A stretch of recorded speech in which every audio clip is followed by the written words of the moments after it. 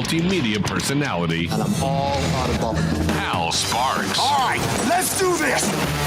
All right, here we are. Now we're going live. A lot of switches to be thrown in the computer world, and I'm live. And here we are, Johnny Million, who is strangely surrounded by yarn and playthings in his background, which I find I find both joyous and frightening.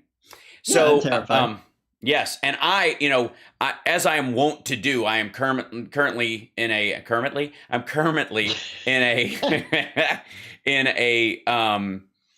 a Twitter back and forth, because I posted a question this morning, because in light of the number of things that Biden is getting done and the number of things people are like, but he's not, and which include a lot of things he did not promise to do. That I have a real issue with. It's one thing that you can't take things Bernie and Elizabeth Warren promised, make the point that he didn't declare war on them as soon as he got in office, and go, then every promise they made is his promise.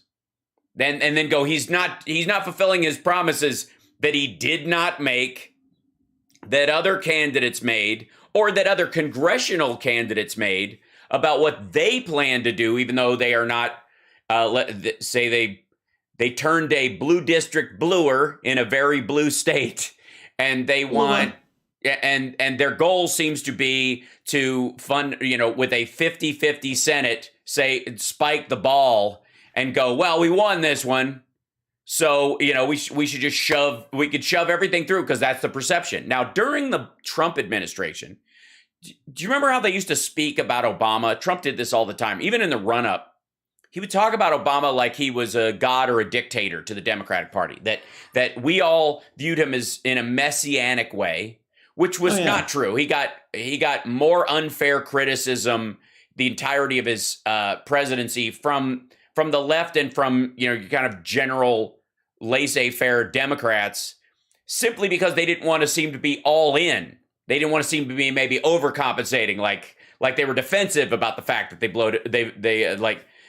put a guy in office that happened to be black, and therefore they were like, I'm patting myself on the back for doing that, and yet I don't want to get out over my skis, or I am getting these criticisms from the right that says I view him as a messiah or a dictator, and therefore I'm going to be overly critical of him just to prove that I'm not. And so he caught a lot of flack he didn't deserve. He got less credit for the things he created and did while he was in office than other presidents, because we played, as Democrats, we played into the hands of Republicans. We were trying to be fair and and balanced, because those words used to mean something. And and now looking back, he's almost seen as like a wonderfully perfunctory Democratic candidate. Like there's Clinton, there's Obama, as if it wasn't a huge deal at the time, and that the ACA didn't save millions of people's lives and the lives of their children, and not just their lives, but their limbs as well. And so, one of the things that keeps coming up was there was this graphic that I posted that's been floating around, and I'll show it on the live stream right now. And I'm pretty sure you've seen it, Johnny Million. And it's the Biden accomplishments one. What he's done so far. Hold on. I see. Sorry. I'm shrinking the wrong page for these folks when I show it. And it's the what has Biden done thing. And it's an enormous list. It's just, and it's for a first year presidency, it's incredibly dense. And now some of it, I'll be completely frank, is not minor. It's the normal functioning of government that we used to take for granted. Yeah. You know what I mean? Like the things that you're like, that's what your taxes should pay for. Like across the board in a bipartisan sense, there's this idea the government should at the very least do this as a point of function. And it goes back to doing that with Biden because Trump had completely ignored it. or it had been put on the hook after 2008 and at a pause had been put on, one particular endeavor. And now the economy's coming back, so we can afford to make this investment going forward because there's a hole in the roof and we got to patch it. And a pause was put on governing in general when Trump was in office. Oh, yeah. Especially in the last few months of his presidency. After he lost the election, he was out. He moved into Nixon drunk screaming at paintings, Howard Hughes growing his fingernails and urinating in mason jars zone of his presidency. He just, So there's a ton of stuff in this that I'm just looking at the list. I'm just rolling through this. The largest permanent increase in SNAP benefits in U.S. history, raising the benefits by 27%. That permanent, by the way, permanent benefit and SNAP benefits for people who find themselves on the receiving end of life and need help. He didn't just get this emergency passed for now. This is permanent. It basically catches up with the cost of living and then slightly over. And oh my gosh, Wes, thank you. Just to show that I'm no better. Hal Vickery is the best and bright. Oh, that's really something. Wes, thank you. Threw down because he won't be here next week. He's crazy. Hal Vickery, I'm sorry you won't be here because I will be doing the show from a cruise ship next week. Hal Vickery, thank you so much for that super chat because I'll be on a cruise. Oh, you're going to be on a cruise. Are you going to be on the one with me? That would be amazing. Awesome. If Hal Vickery shows up on the Monsters of Rock cruise, the world has shifted into a much better place. I'm just saying.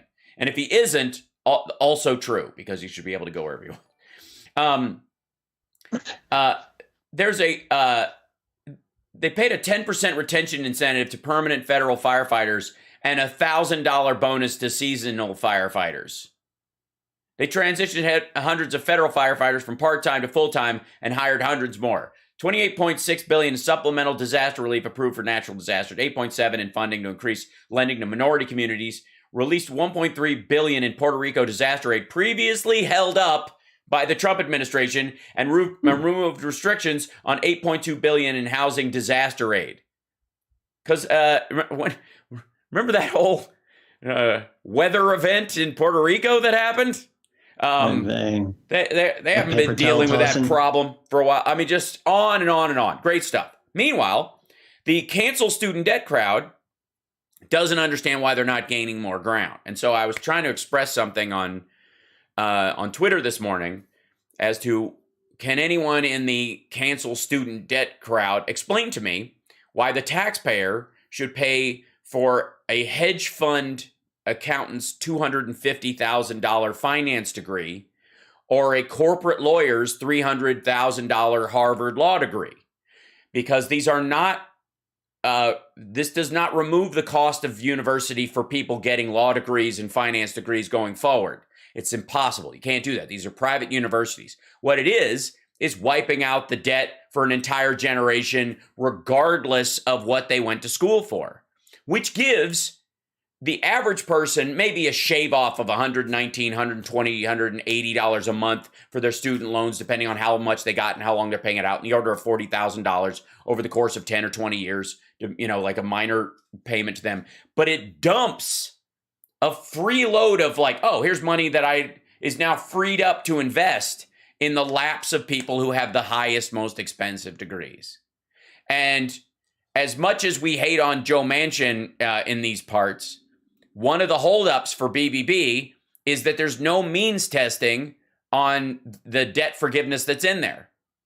So it doesn't go to teachers and nurses and, EMTs and firefighters and people who are, getting a degree who are in a low wage job that, for, in a myriad of functional jobs in the economy throughout.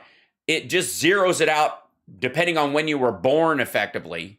So it's a birth-based Gen X, largely, erasure. Some millennials will get it and some millennials will not, depending on when their debt matures. And it won't lower the cost of university overall. As a matter of fact, it will largely drive it up. So the means testing aspect is, yeah, there's certain jobs that that society deems as necessary, and there are too few of them. And you want to incentivize those degrees, like teachers and nurses, for example, home health care, those kind of jobs where there just frankly are not enough people going into those jobs because they don't pay well enough. And you need to be licensed to do them because they require a certain amount of skill. So the means testing part of it would be to recognize that there's a reason to fund and lift up those areas while not just allowing Don Jr. to write off his Wharton Jr. degree at the same time. And many people go, well, tax the rich and it'll do that. Well, if you taxed Bezos, Gates, Elon Musk, and who else? Who's like the Wall family, Colonel the Walmart Sanders. family. Yes, the Colonel Sanders and the Pope. Everybody in the Pentaverate. If you tax them 100% this year, you took everything they had, it would pay for 1/16 of the debt that exists that you want wiped out, which means the remaining amount will come from middle-class taxpayers, many of whom have matured debt that will not get paid off. That's why you're not making any progress with this argument. That's why it keeps stalling. That's why it's not going forward, because it's an all or nothing approach, and it's denying the reality of the people you're asking to pay for it, because none of them are getting their debt wiped out. And none of their kids who are 15, 16, 17 years old right now will have their university paid for equally. They might have a cheaper loan in the future because of modifications you could make if you even bother, but it'll have nothing to do with the zeroed out cost at all. That's why the brakes keep getting ridden on this thing and why it doesn't pass. That's why. You don't have to like it, but that's exactly why. We'll be back right after this. It's the Hal Sparks Radio program, Megaworldwide on WCPT Radio, Chicago's Progressive Talk. Don't worry, we'll get to like Ukraine and gas and jobs and craziness in a minute.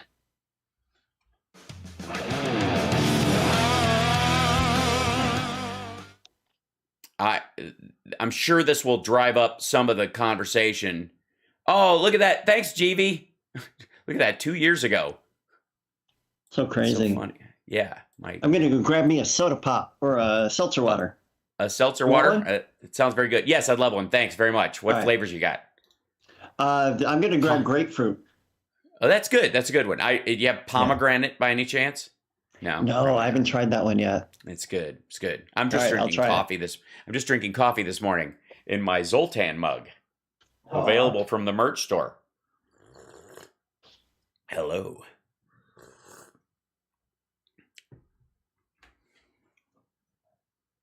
I hear you, Hal. If you're not born rich, you're screwed forever. Is that what I'm saying? Because if that's what you're hearing, then you're the problem. Now, I'm saying the exact opposite, because erasing the debt of rich people gives them more money to play with because they never had to worry about that money in the first place. Rich people write off their student loans because they have a higher rate of pay as a way of avoiding taxes. They pay it off at a higher rate because they don't miss the money. But if you erase it entirely, that's $250K that they've got freed up to invest.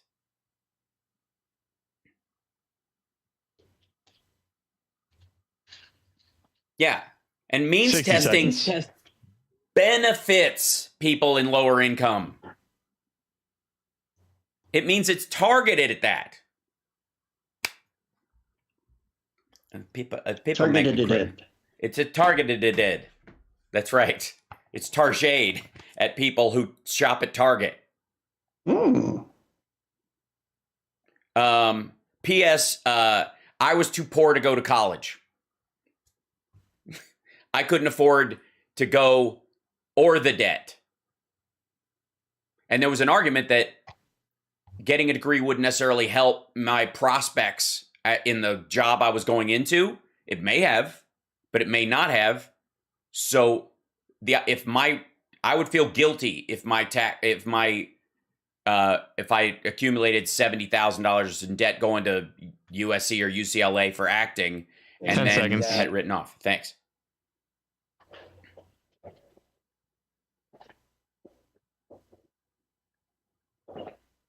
Due to budget and time constraints, all the creativity has been removed from the Hell Sparks radio program Mega Worldwide bumper. Now welcome back to the Hell Sparks radio program Mega Worldwide. I don't doubt that I triggered some sort of, we'll see, some sort of call-in wannabe, that kind of thing. 773-763-9278 is our number if you feel like calling in and discussing that, because it's worth talking about. It is. Meanwhile, there's a lot of other stuff going on right now, and one of the things that bugged me was the Senate Foreign Committee, Foreign Relations Committee. One of the ranking members, a Republican from Idaho, released a report on Afghanistan. And the conclusion he came to was that the evacuation was rushed, that dual citizens who decided to stay behind in Afghanistan are the same as leaving Americans with no dual citizenship behind, and that all the preparation for the evacuation was completely the responsibility of the Biden administration as soon as they came in, even though Donald Trump set the date a year before and not only did no work to make the evacuation or extraction easier, safer, or better, or more beautiful. Remember, it's like we were going to get out so beautifully with no death. No, which I've yet to see that plan, by the way, other than you take the military out last, which, by the way, he was going to leave the military forever. If you listen to any of his rallies this year or any of his interviews, he'll tell you that they were going to keep Bagram forever, which is not leaving Afghanistan. Understand that. He was never going to leave. Neither was this senator from Idaho. Neither were the Republicans. The Republican plan was to stay in Afghanistan forever, effectively make it the 51st state. And the only way they can run from that is to say, well, it was a debacle. The whole thing fell apart. Well, one of the reasons it fell apart, why there was a crush at the end, was because none of the prep work leading up to it, there was no plan to evacuate embassy staff, military personnel, gear, any of that stuff. None of it had been done. You roll in on, you can't even make a military order until 12:01 p.m. on January 20th. And you have an extraction in a war zone we've been in for 20 years to do before the end of May, which you know is impossible. And by the way, Trump knew this was impossible. Stephen Miller knew this was impossible, and that was the goal. Make the crush so bad at the end that you can only take out Americans. The hell with the Afghans that helped us. The hell with the Afghans with dual citizenship. The hell with any of their families who are going to get slaughtered because they helped us. That's not our problem. I mean, look at how he talks about them now. He talks about the Afghans that we evacuated, even the ones that the UK evacuated that worked with them, any number of countries, Australians. You don't know who these people are, and in a couple of years, you're going to have a really big problem. That's how he talks about them, because to him, they're all terrorists, and there was never a plan to remove those people. There was never going to be a plan. It was all puffery. And even amongst that puffery, he didn't even bother to make a strategy to remove embassy staff. Now, the story we've heard a bunch of times, and it's in this report that came out that Sean Hannity is citing as a gotcha, that thousands of Americans were left behind since August. Now, the way he gets to that number is 100 Americans we couldn't force at gunpoint to leave the country, who are, only single country passport holders, what have you.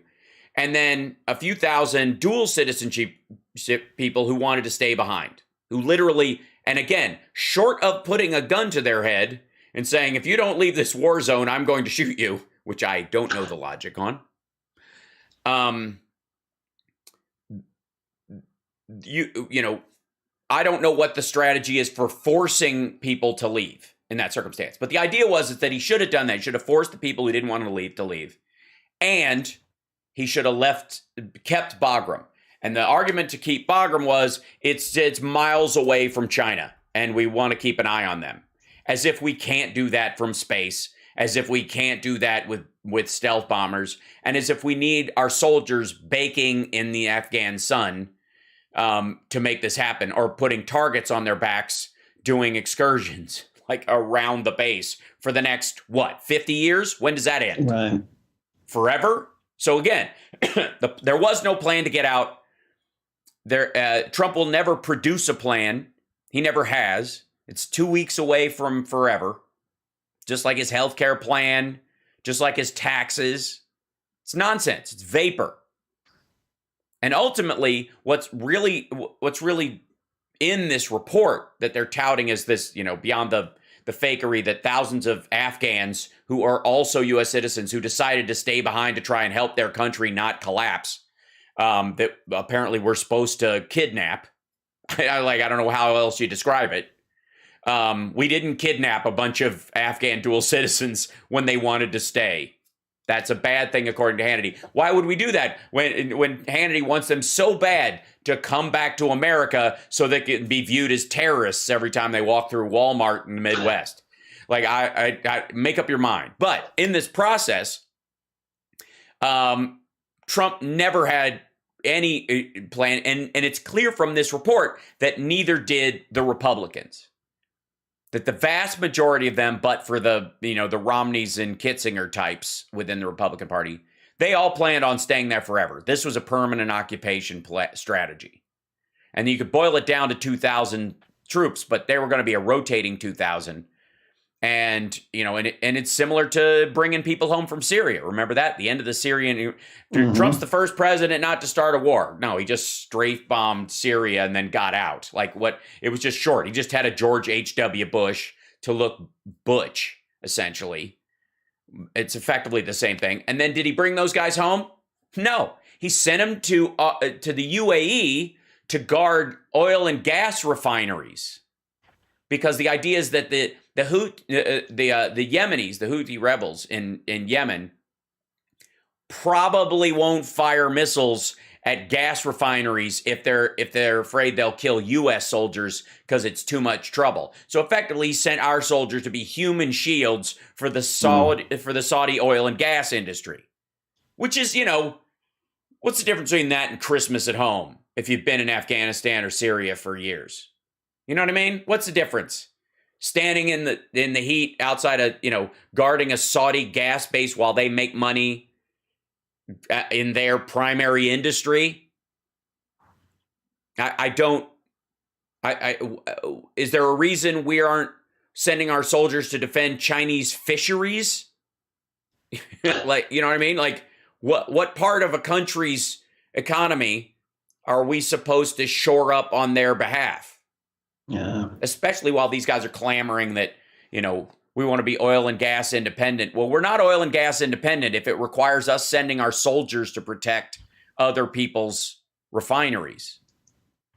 So the ridiculousness of this has been the storyline that we've seen over the last little bit that, Biden is weak, and that's why Putin and Xi Jinping are acting on this. This is why we're getting to this point that they saw this weakness and now they're ready to pounce. Instead of, they thought they were going to be handed this territory in a second Trump term, and now they're going to have to take it by force before their demographic numbers crater their military, because the Russian military age men is going to be cut in half in 5 years. Let me say that again. The military age men in Russia that are aging into joining the military, the number of those human beings that exist in the country of Russia are going to be cut in half. So when do you invade? After you've run out of soldiers? We got to take a break. We'll be back right after this. We're going to get into that a little bit. And then I'm sure we'll end up taking your calls this show, 773-763-9278.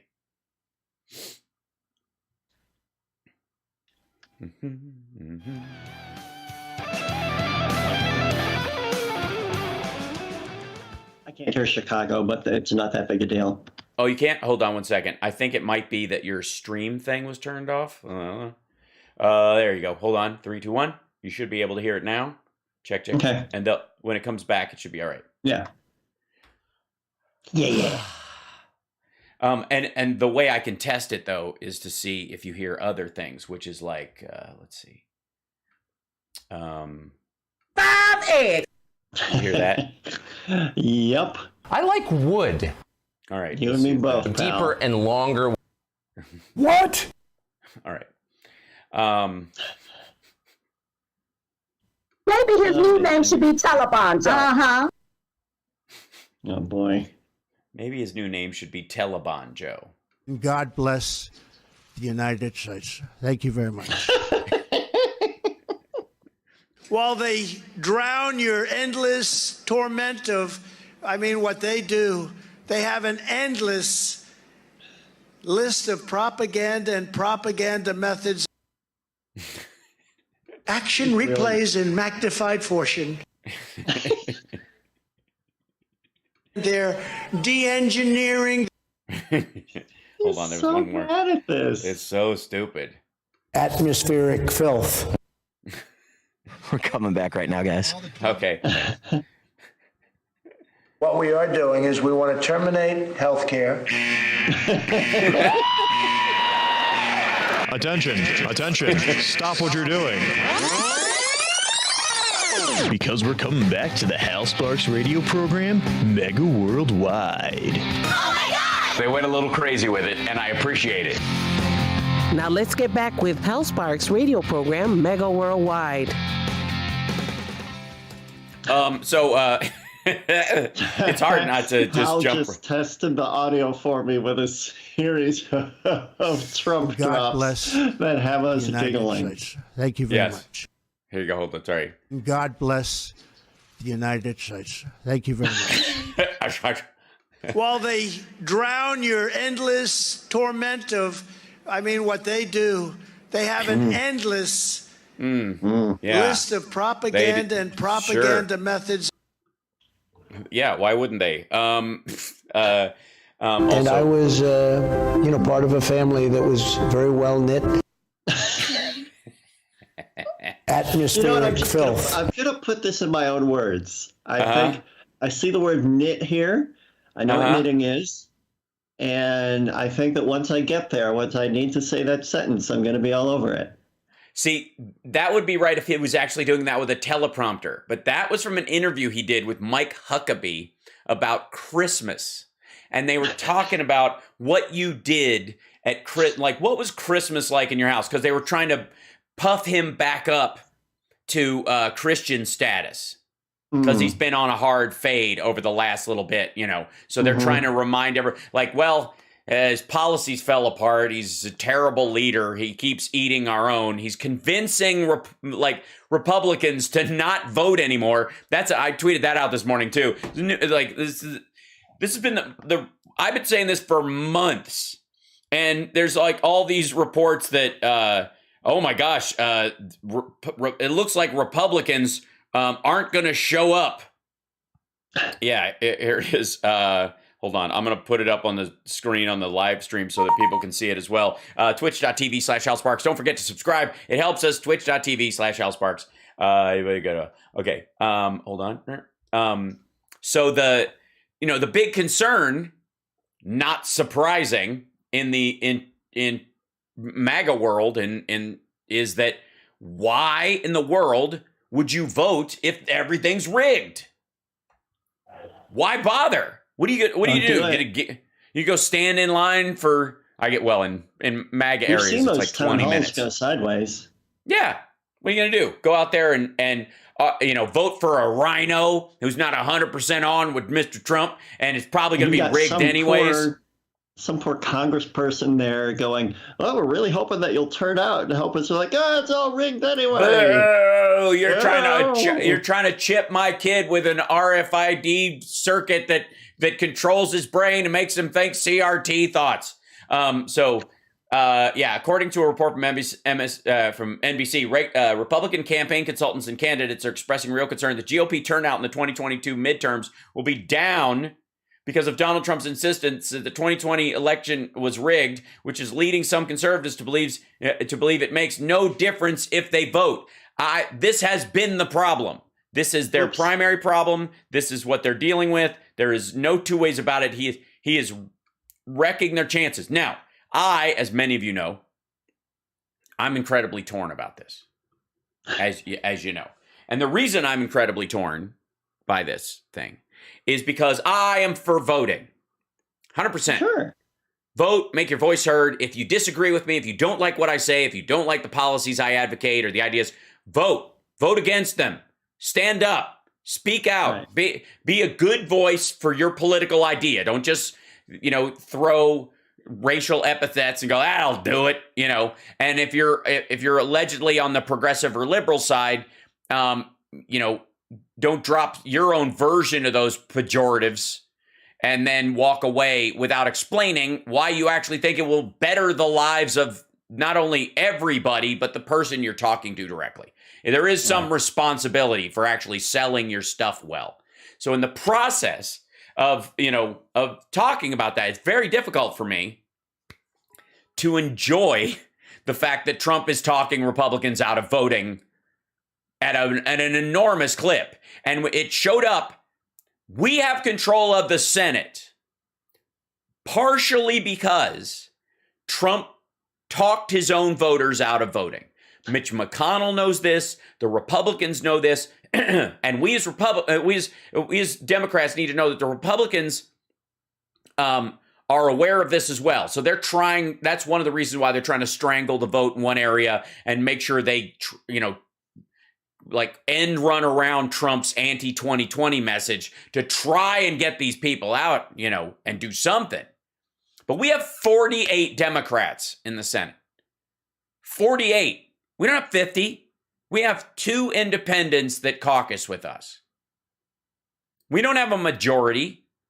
We're right at the line with 2 people that are allegedly independent being 100% all in with us, but just too scared to run as Democrats in their particular districts or their particular state because, either their hardcore followers won't buy it or they'll lose enough to shave off those voters where a Republican who's horrifying, see who Elizabeth Warren ran against, for example, will take the state. And then what? We're already ice skating uphill against the number of Republicans that get automatic seats because Idaho has 2 and so does California. New York has 2 senators, so does Kansas. You get me? We're already facing headwinds as Democrats.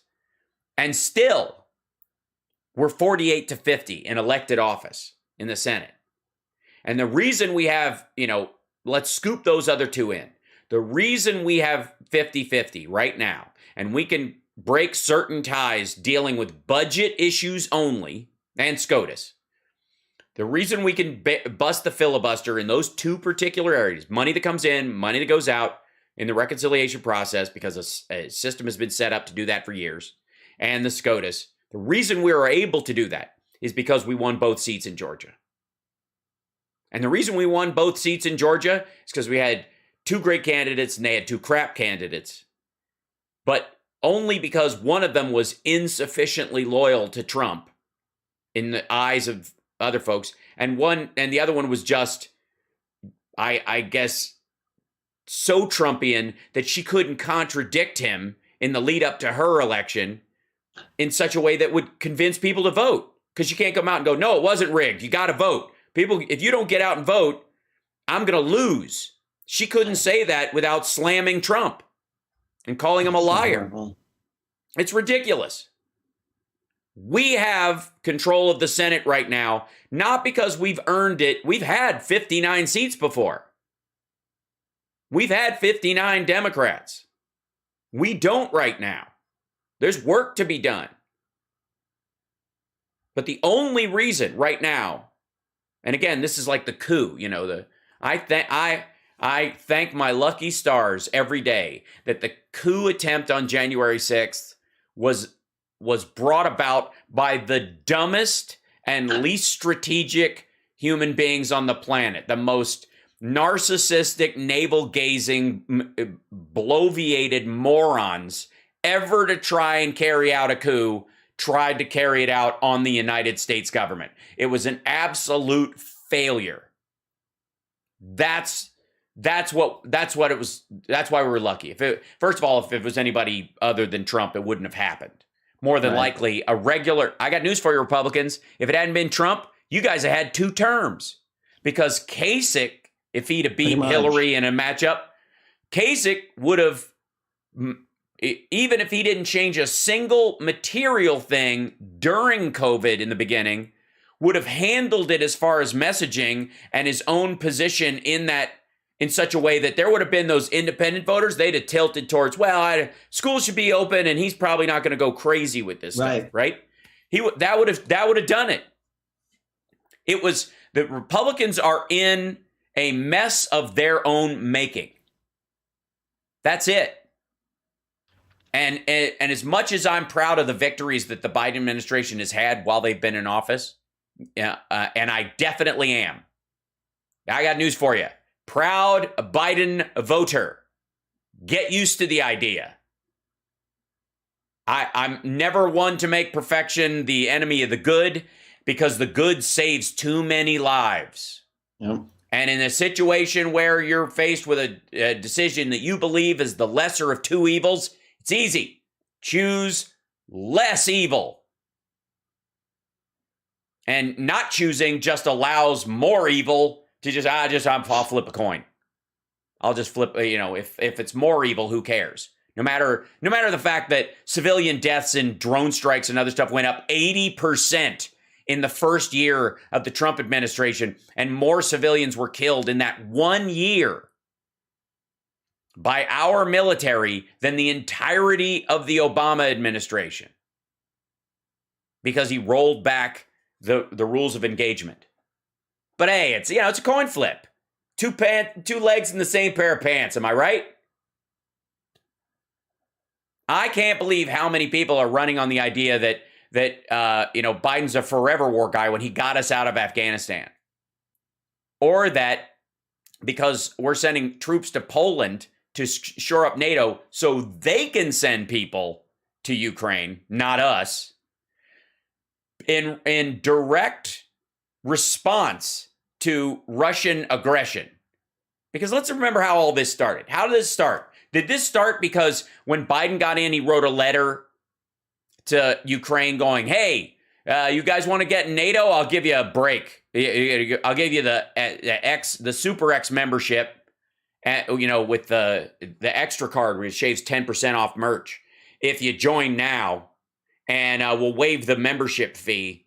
Did he roll in and say Ukraine's joining NATO? Did he say that anywhere? When he met with NATO, did NATO issue a statement that Ukraine needs to be folded in? Was there something unique about this year other than the fact that Trump is no longer there to slowly and surely hand Ukraine to Putin for the taking? Is there any other reason why we would be the aggressor in this situation that proves that we are? No, doesn't exist. This is 100% on Vladimir Putin. It's a gangster kleptocracy posing as a country, and it's running out of resources, and it forgot how to innovate, and it's running out of people because their demographic arc is terrible. So they need to incorporate countries which have a slightly better demographic, where people haven't forgotten how to have sex, like Ukraine. That's it. Well, the Canadians did in 1974, apparently. They've been draping off ever since. I don't know what it is. Poor things. Canadians, it's chilly up there. You guys should be cuddling like crazy. Yeah. I mean, I took my best shot while I was up there filming Queer as Folk. I'm surprised I don't have a couple of Canadian rugrats running around, to be completely frank.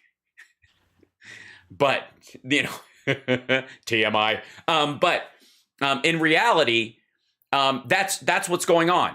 We did not push, nor did NATO push Putin into doing this.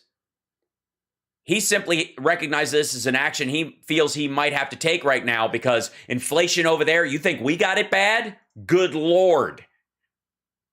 They're looking at, somewhere between 14 and 19% in their future. And the average Russian makes the same as the average Chinese person. $10,000 a year. Mm. If their trains or their trucks shut down, their country is frozen solid. They can't afford any internal unrest. How do you fix that? Well, you wag the dog. The minute one of our leaders deals with some sort of genuine military situation in any country, they're accused of wag the dog. It's largely why we didn't help in Rwanda when we should have. Because the attention on Clinton at the time was such that people would have thought that's what was going on. So it delayed that, and it's the single biggest regret of the Clinton presidency, he said, was that we didn't do more to stop the Rwandan genocide. We see that all. We view almost every military excursion as something other than what it is in our leaders. Every single time, a large swath of the population will go, I don't know, it's BS. I don't believe it. But when Putin does it, hey, man, it's what he's got to do. Tucker said, he's just what would you do in the same situation? If China parked tanks on the Mexican border to come in the United States, would we feel differently? Well, we got to take a break. When we come back, I want to show you specifically what a crap analogy that is. What an amazingly crap analogy that is. We'll be back right after this.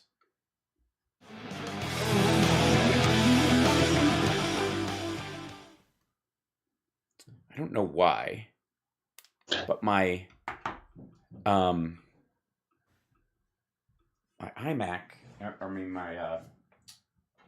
wake up, silly. Sometimes it's been going to sleep. That's frustrating, especially when you turn off that setting. Yeah. And it just sits that way. I'm going to have to restart it. It won't do anything, hopefully. Except make a blah noise. So I apologize if that makes it happen. Blah. Flang. Hopefully it won't. We're back in 20. Too much. Okay. I know.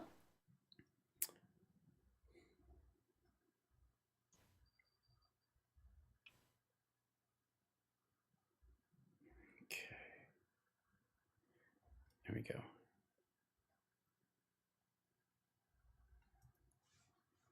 Okay. I know I'm only on one day a week. I get it. I'm going to have to jump on GarageBand and start sawing something together. This is the Hal Sparks Show. Wow. And then a guitar note, and then progressive, and all that. Yeah, it's going to be good. Hey, Hal, did you mean something like this?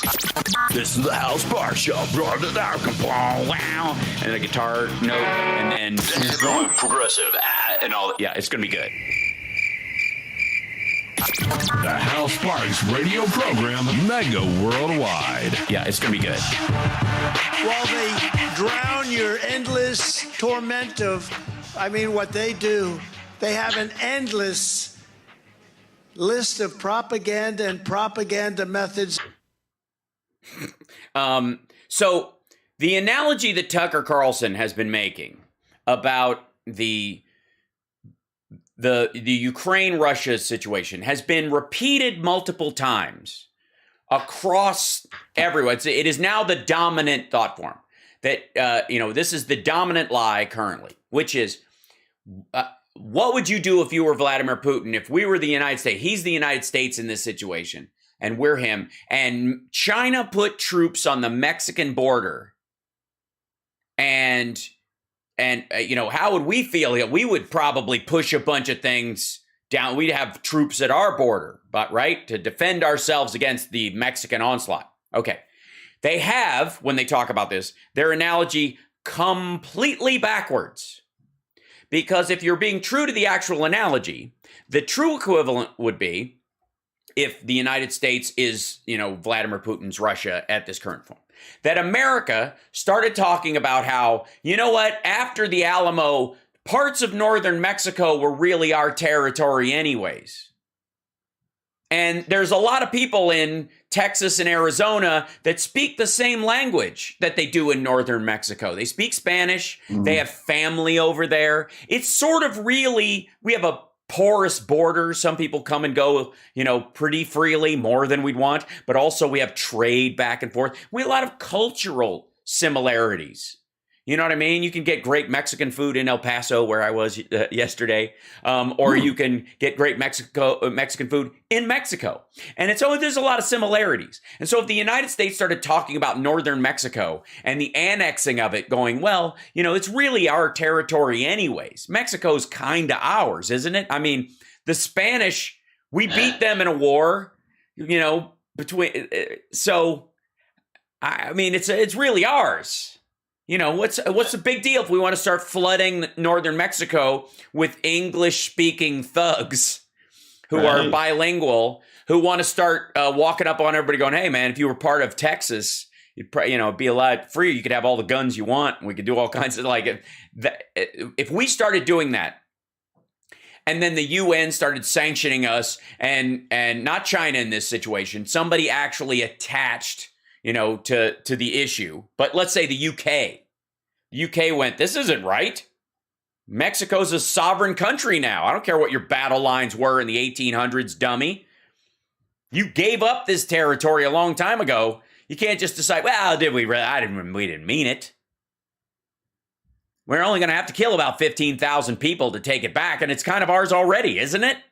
If we started joining, then France and the UK and Germany and all these other NATO countries, effectively, let's say there was a NATO treaty in South America because we were known to do this, right? We had a terrible history. So there was a Brazilian, Argentinian, Honduran NATO, and they decided to send troops up or not even sending troops, but sending military hardware to Mexico to park on the border, because we were parking stuff on the border because and we did it before. We decided after in the 90s going, fair's fair. We walked away. That's the border. Border's the border. It's going to be the border forever. And then in the early 2000s, we went, you know what? There's actually some parts of the, of northern Mexico that we could actually use. So you know what? We're just going to take it anyways. We're going to sort of move in. And we done that. And then we fell back. And then we did it again, and then we fell back. And now we've started amassing more troops than ever, not only in that border, but let's say we put troops in Cuba and stuff off their coast, like Belarus and Crimea, which is what's happening right now. Mm-hmm. Do you think the rest of the world would be wrong in their assessment of American aggression when I put it in terms that you can understand? Because, right, America's always the bad guy. I get it. In every situation, it's always our fault. It wouldn't have started if we hadn't started it. I get it. So if I put it in those terms, does that make more sense? Because that's what Putin has been doing. Apropos of nothing, he started rolling these troops towards the front. And then when everybody went, what are you doing? He started posting pictures of it online. Hey, check out my troops. And then he started putting similar troops in Belarus, which is to the north, and within a couple of 100 miles of the capital of Kyiv. And then in the annexed part of Crimea that he took over, that island, they started putting in troops there to the south. I mean, it's like a game of Risk. And yet somehow this is NATO and America's fault. Because when Biden became president, they simply weren't ready to hand Ukraine back to Vladimir Putin. Because Ukraine doesn't want to be handed back. And, it's not surprising that, the Sean Hannitys and the Tucker Carlson have a kind of, well, if Ukraine didn't want this, they shouldn't have been dressed that way attitude. It's not surprising at all. And with their concept of what consent means in terms of what can be taken from someone else against their will, and what a strong man's value in the world is, which is, of course, only predicated on what they can take, not what they can give. Of course, Tucker's siding with Russia. Of course he is. RT, the Russia Today, has wall-to-wall Tucker Carlson coverage.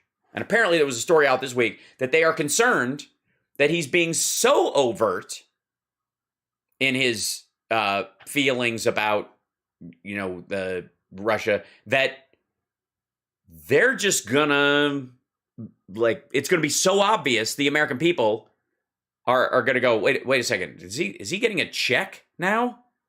Like, it's starting to creep out even the Republicans who are kind of on his side. Now, credit where credit is due. Tucker is a creep anyways. I like wood. Deeper and longer. But this is, no, to each his own. I'm like not here to yuck wood. anybody's yum. I'm not. Yeah. But this is a situation of Vladimir Putin's own making. We are not trying to get Ukraine's oil and gas. As a matter of fact, we don't need anything in that country. We don't. I mean, does it serve as a bulwark against Russia's expansion? Yeah. Could that be solved by Russia just enjoying its own borders and building up within them like every other country does? Well, no, because they can't, apparently. Not with Putin in charge anyways. And he, like Trump, is on a hard fade. And he knows this. He's not going to make the economy of Russia better anytime soon. He's not going to improve the lives of the Russian people anytime soon. They're not going to become a world manufacturing powerhouse. They are the Saudi Arabia of the North. And therefore, they have to be run like a royal oligarchy. Because when you are a resource-only country, what option do you have? All your eggs are in one basket. 5 eggs. And there is no expectation that anybody's going to be relying on Russian technology to better their lives anytime soon. Not that we couldn't have.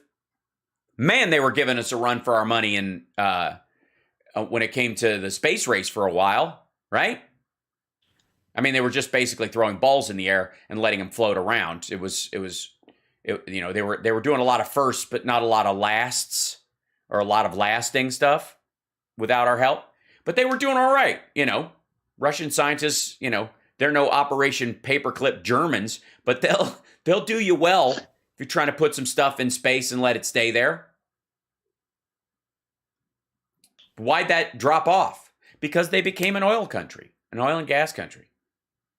And it's enough for a while until it ain't.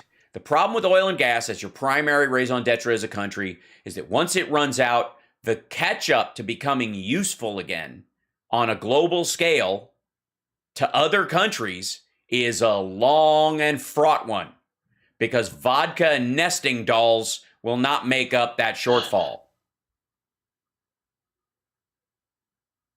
America has, we for whatever Trump tells you, we do have current energy independence.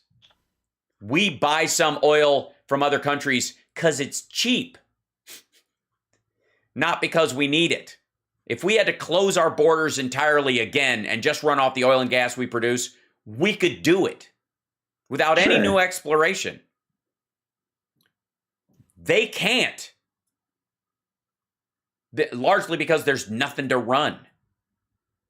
773-763-9278 is our number. It is it's the world news aspect of things right now is fascinating.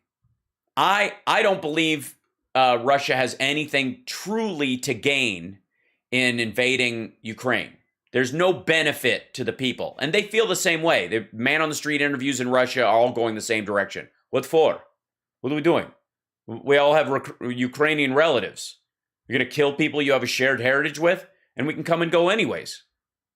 It's a conquest. Well, why do you do that unless you're on the losing side of something? Why do you try to seize territory or resources unless you're running out of territory and resources? That's the problem they're in. We'll be back. It's the House Sparks Radio program, Mega Worldwide. We're on every Saturday Infotainmentwars.com. Who needs documents?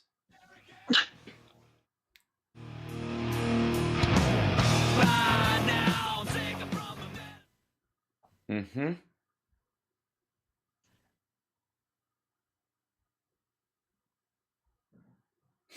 Oh, quit it. Wake up. You stop. Okay, there we go. Hold on. Is there something?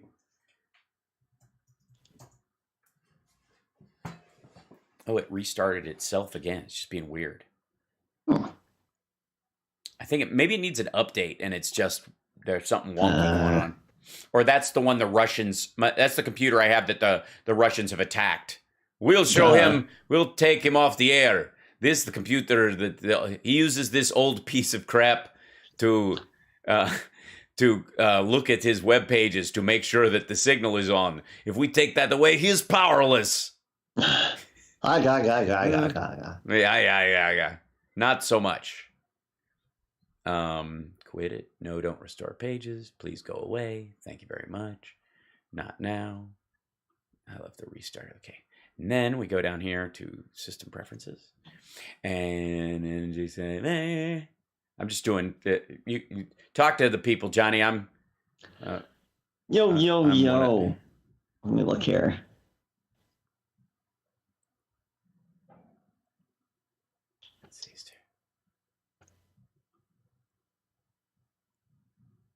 Stay away from rock that vodka. Pickles your brain real quick. Yeah, no, there was a like I was watching it on my interminable number of flights that I was on yesterday. I was watching a video. I have to find the history. Where's my history thing? What are those things for you have? What is? Somebody thinks your Russian accent sounds Mexican. I don't think so. My Russian accent sounds Mexican. Where is this? What part of Mexico have you been in? Yes, I often. Yes. Let me tell you, this the great borscht they have in Vasquez. We have not even tried. All right. All right, shrink down. 1. Yeah, it's just being wonky this morning.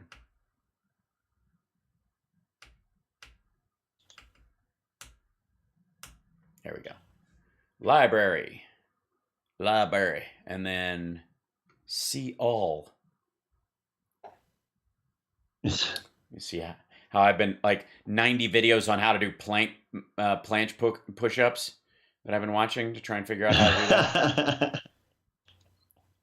And double blade sword techniques, so I can, because I'm doing for Nerd Hail, and I'm gonna do some David Lee Roth kind of stuff. So cool. I'm looking for some stuff that I might incorporate into there. Let's see. Where is this? Ukraine burning. Here's the snipers, Manafort.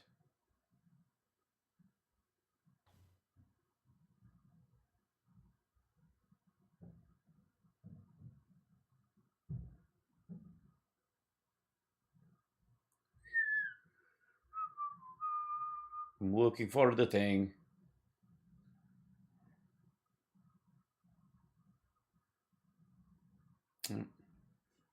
Where did they do? Okay, hold on.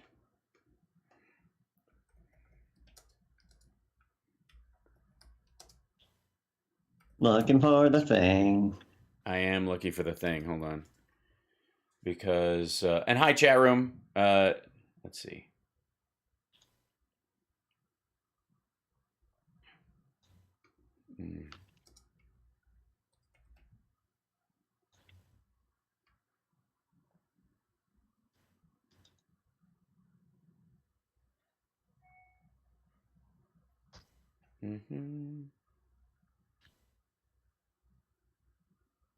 Rats. I don't know where it went. I had it. It's aggravating.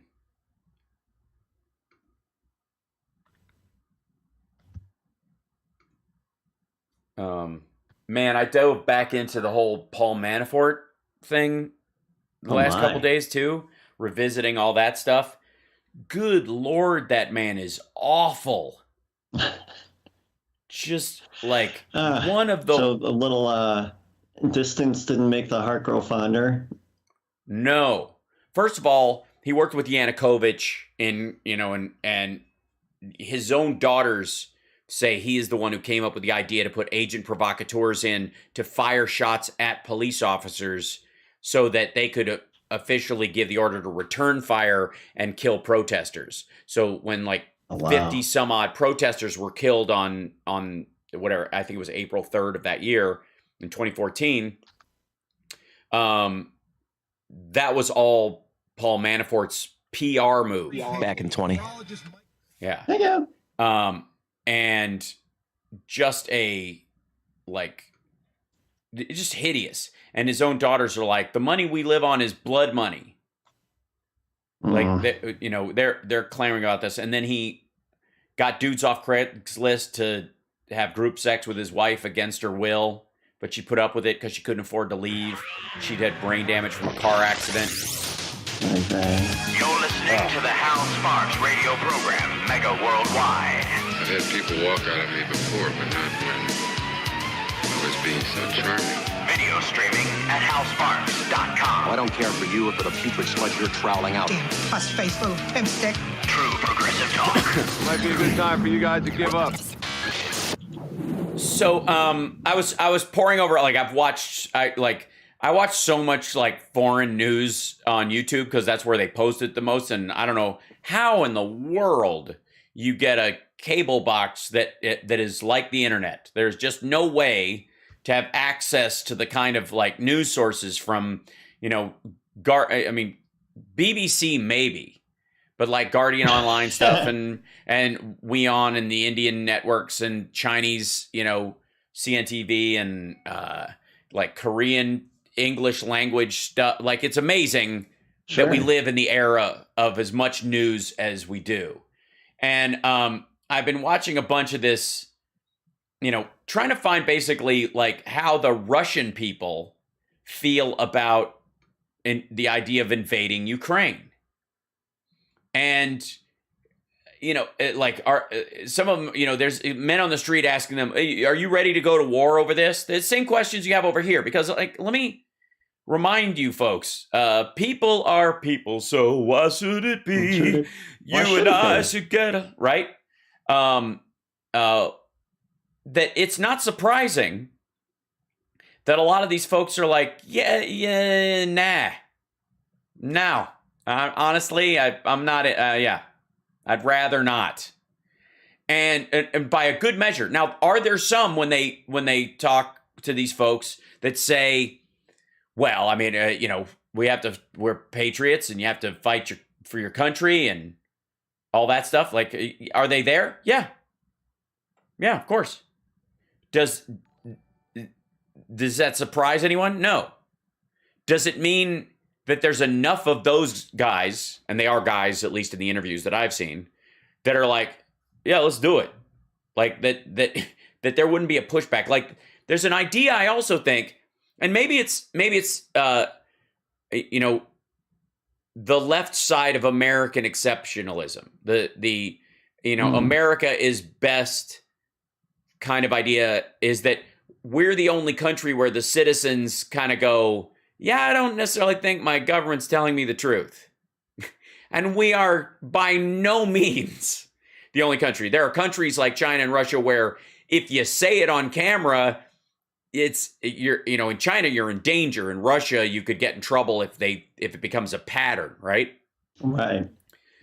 But, and we get to do it so easily that it becomes almost knee-jerk. It becomes habitual. We don't even have to think about it. Yeah, government's terrible at anything. Everybody's an instant libertarian the minute they're asked about anything of consequence, unless it's their particular key issue, in which case the government should focus all their issues on one thing. So in this, we have this sort of belief on the liberal, progressive, democratic side of things that somehow in Russia, that the minute Vladimir Putin says war, everybody's like, yeah. Why would we question it? Obviously, we're in the right, and this is something we should do. Well, no. The blowback from them in Afghanistan was long and terrible and had a huge impact on the breakup of the Soviet Union, almost as much as the cost of the Cold War. So bringing that war home and going, okay, that was a waste of time. That was adventurism in the sand and a lot of violence for no purpose. The Russian people reflected on that and seemed to have come to the conclusion that it was terrible and a waste of time. And all the political leaders over there, as much as they can sort of shape the election all they want and keep themselves in power, there's still always a problem of, well, you can only do that within a certain framework, or you'll lose your, you get into a Kazakhstan situation where there's a tipping point where they're only put up with so much crap for so long. And they look at if it can happen in the you look at how after January 6th, people would look at stuff, things like the yellow vest stuff in France or other things and sort of compare it to populist uprisings in other countries. And if it could happen there, it could happen here. Well, when it happened in the United States, that scared the crap out of Russia and Xi Jinping. Because we have amazing capabilities. We just don't use them in a draconian way. But we absolutely, I don't doubt we know the face and phone number of every person who's walked up the steps on January 6th. Mask or no mask, with the capabilities the DOD has. We just have laws that don't allow the use of it. That no matter what the maggots say is being followed. Because anybody who was like, I'm sorry, Your Honor, I know I threw excrement at a police officer and tried to tase him to death, but I regret it, and I will show up for court. Okay, fine. No ankle monitor. Have fun. Go home. But the ones that are still in jail were spitting on guards and going, here's your COVID. Suddenly, those guys are political prisoners, according to the maggots, and are being denied their rights. So this is it should come as no surprise that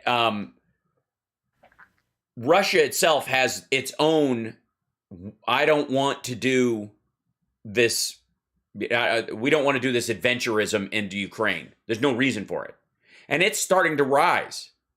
One of the reasons why the negotiations are ongoing the way they are is because you have carrot and stick going on. Right now, America is 100% stick, by the way.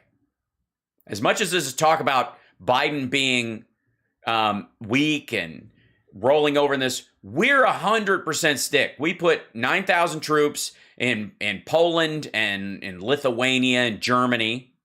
By the way, troops that Trump took out and we just sent back, by the way. Because Trump took those out because they wouldn't be there to shore up NATO forces in case Russia wanted to roll into Ukraine. You do recognize that the Trump's removal of troops was a tacit salute to Putin and yeah, do your worst, knock yourself out. Okay. So we just put those pieces back on the board effectively in terms of the chess game. We didn't add any, but we're threatening sanctions and they will follow through on them. The United States is going to have horrifying sanctions. And if you think Putin doesn't mind or he doesn't care, he has a way around it, ask the Iranian leaders what it's like to be isolated in your own country and unable to, spend all your offshore funds.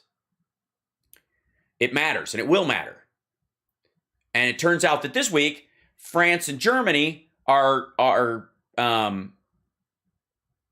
now acting as the carrot. Germany being the primary, and everybody's like, well, Germany's breaking away, and they're playing footsie with Russia because they need the oil and gas. And so, therefore, they only send helmets and da-da-da. No. NATO's allied. There's not a problem. This is all show. And I'm telling you, France and Germany are playing the carrot part. They're not going to give anything. They're not going to give Ukraine to Russia or any of that stuff. They're not going to agree that NATO never will ask and sign a paper saying that wouldn't be legally binding anyways. And if Russia started invading other places, would be torn up in an afternoon. Why would you agree to some sort of Chamberlain agreement with Russia, especially after everybody knows how the Chamberlain agreement went with Germany. Okay, you can have a little bit of Czechoslovakia, but just, you promise to stop there? Okay. Well, as long as you don't attack us, you can have as much of that poor other country and their people and their resources as you want. There's that old Carlin bit where he's talking about, here's a line you never hear in a movie: do what you want to the girl, but leave me alone. Right? And that, right? And that's basically, yeah, that's what Chamberlain effectively did. Do what you want to Czechoslovakia, but leave us out of it. Mm-hmm. And nobody buys, and there's a huge difference between Putin and Hitler on a lot of fronts, especially strategically, which are the only ones that matter, because he's a murderous a-hole anyways, but he's much more personal. I don't know that, Hitler ever personally murdered anyone. I'm fairly certain that Putin has, right? Person to person. And the KGB, probably. No, yeah, when he was in the KGB, yeah. And he certainly has ordered it personally. Whereas, Hitler famously tried to stiff arm his own involvement in this and just kind of winked and nodded and let his 12 chancellors put together the final solution, so he wouldn't get his fingers dirty, because he saw himself as king of the world. So he was trying to basically offshore. He's basically Charles Manson in that regard. You guys, I'll tell you the awful, you go do it, but I didn't tell you to go do it. I just told you to solve the question, right? Putin, on the other hand, is definitely snuffed people. Like, there's no question, So, on that front, you're dealing with someone strategically who thinks in those terms and may have a more tethered to reality view of the cost of doing it. Soldiers tend to view it, more realistically when they've worked their way up to being a general than legacy hires or, people who've been put into positions of military strength, right? Coup leaders and the people like that who sit back and smoke cigars while the soldiers do all the dying. They have a different view of it than somebody who was a soldier and came up through it. And so Putin, maybe finding his practicality, has painted himself into a corner for a while. Mm-hmm. Right now, we got 2 weeks left of ground freezing over in Ukraine before it gets mushy. So that's why everybody's building up right now, to make that window as painful as possible. And then when the ground starts to thaw, the tanks have to go over mushy ground. It makes it way harder. And we're in a different negotiation point. He knows that. We know that. That's where we are. And again, it's, to quote Eddie Izzard, Hitler never played Risk as a kid. Put them all on Papua New Guinea and build them up and build them up and build them up, right? That's effectively the point we're in right now. But not because America asked for it. Sorry, Tucker. Sorry. We're not. We would be Mexico reclaiming Texas in this circumstance, not the other way around. In the analogy for it to work. We got to take a break. We'll be back right after this. It's the House Park Radio program, Mega Worldwide. We're on every Saturday on WCPT 820 and WCPT820.com's great website. All your favorite talkers. Also, sexyliberal.com, because I'm on the Sexy Liberal Podcasting Network. They carved this show up into usable chunks, which I think is God's work. Bless your heart, Chris Lavoie. We'll be back.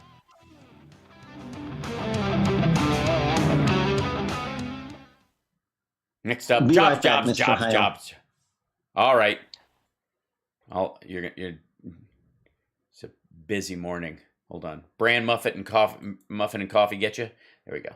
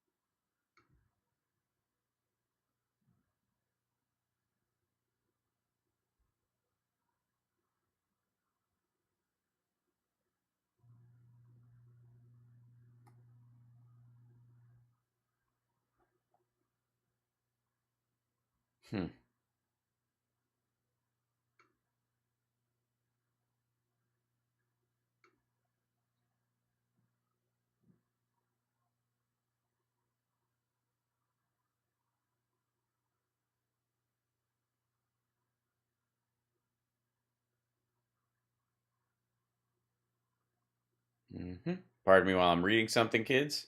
And then I'll see you for the hi chat room. Love you guys. Oh my gosh, thank you guys for the super chats and all that today. And I don't know why my whole list of stuff, like in my mini feed, like stopped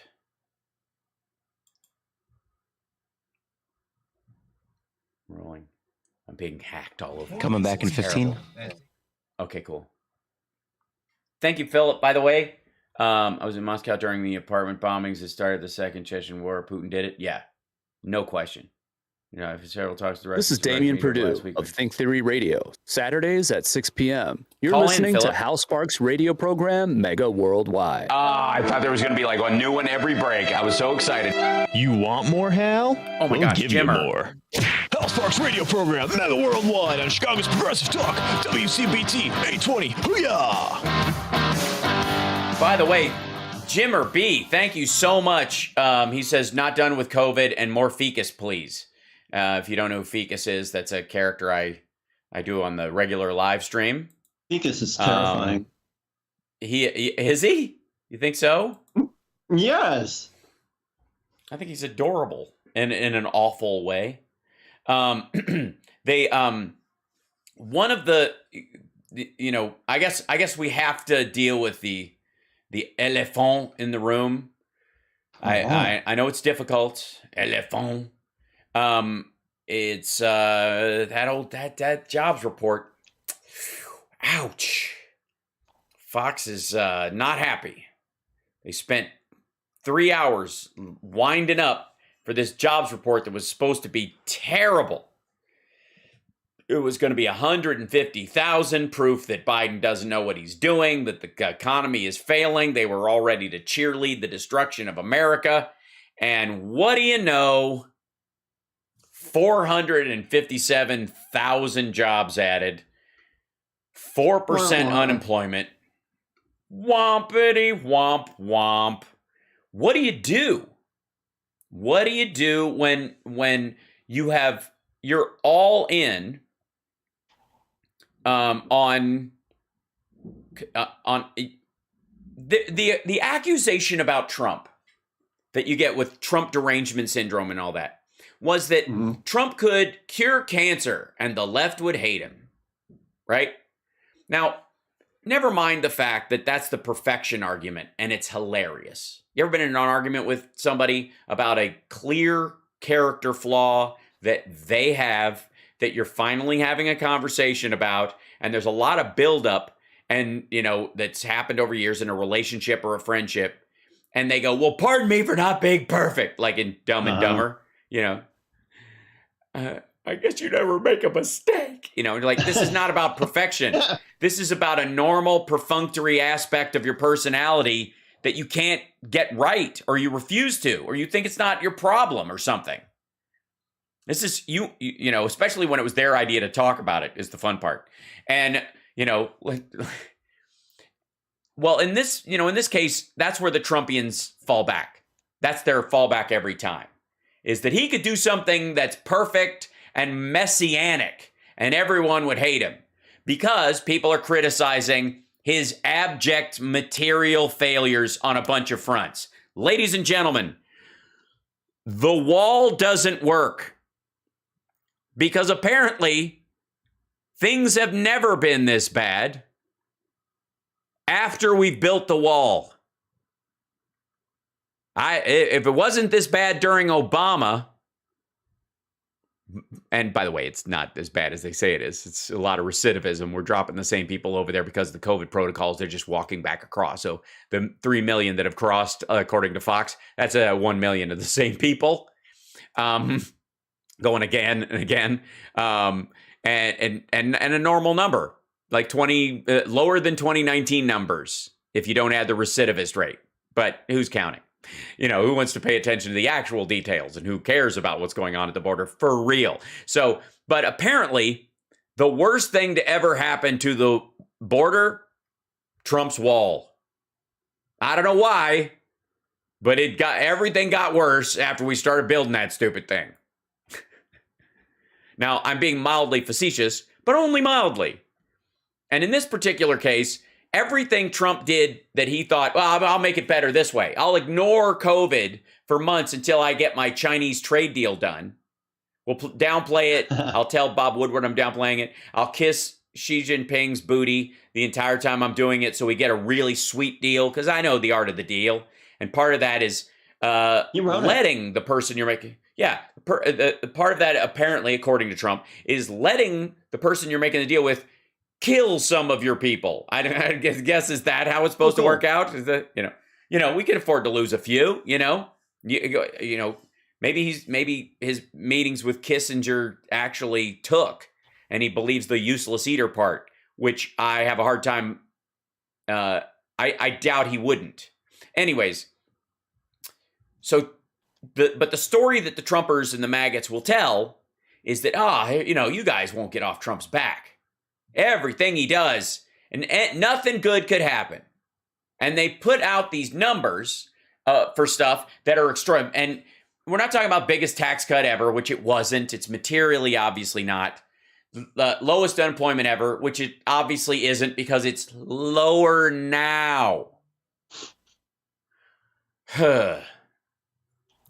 Not the obvious material lies, but these giant exaggerated ones that are like, we wouldn't give him a break if it was amazing. Meanwhile, Biden is doing amazingly well. 6 million jobs. That's over 1.5 million more than economists thought could be added, because they were counting everybody coming back to work plus a little bit, if we're lucky. That their most optimistic view was that everybody who used to have 2 jobs at least has 1 now, and a few more people get those second jobs they didn't have anymore. That was the dream of the economics guys in January of 21. After Biden, before Biden took over. This is what we can look forward to. Meanwhile, end of the year, 1.5 million more than they even thought possible, including the fact that fewer people had double jobs. People who had 3 jobs now only had 2 because wages were going up. And even while costs may have been up because of inflation, it wasn't at that level. Again, take used cars out of the equation, cut the year over year gas price difference. Gas is lower than it was in 2014 per gallon. Let me repeat that. Gas is lower nationwide than it was in 2014. Lower. It's lower now. Dollar for actual dollars, not percentage, but year over year compared to the year nobody was driving or going anywhere, and Hertz almost disappeared because not only people were not driving their own cars, they weren't renting them either. But it's us. We can't see that Trump did all these wonderful things. He got this vaccine that none of his supporters want to take, apparently, but the Democrats will take because we're not stupid. But Biden literally has these kind of numbers, and all they got is flop sweat, which again points out the fact that they're renters, not mortgage holders in the American experiment. That there's a huge chunk of the Republicans who are basically going to patch the poster holes in the wall with toothpaste to get their security deposit back and move to the Caymans. Or live on an oil rig. It makes me very sad. Does it? Because you recognize that reality? Yeah. Or live on an oil rig with Peter Thiel. We'll be back after this. It's the House Sparks radio program, Mega Worldwide on WCPT Radio, Chicago's Progressive Talk.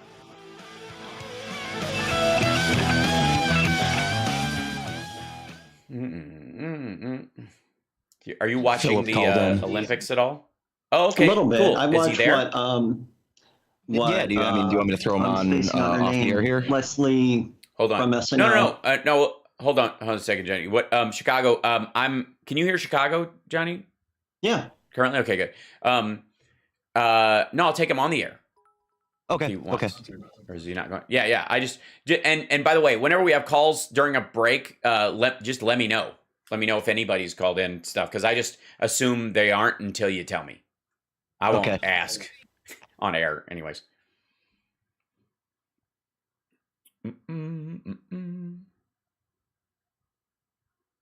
So I watched Leslie Jones watch the Olympics.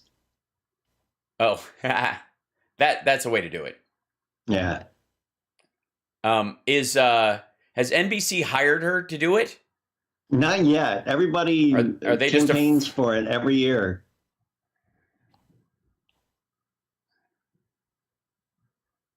Yeah. But I can watch her watch figure skating all day long. She makes it very exciting. I have a real hard problem watching figure skating, because when they fall down, it's the most heartbreaking moment in. Oh God, yeah. You know what I mean? Like, because it's hard. I know what it's like to fall down on ice. It sucks. Just walking, much less flipping yourself all over the place. Yeah. So it just, like, of all the sports, that's the one where I'm like, it's just like cringe. Cosmic Rose loves hardcore figure skating, and I appreciate it. Don't get me wrong. Thank you. Don't get me wrong. I absolutely love the sport and respect it.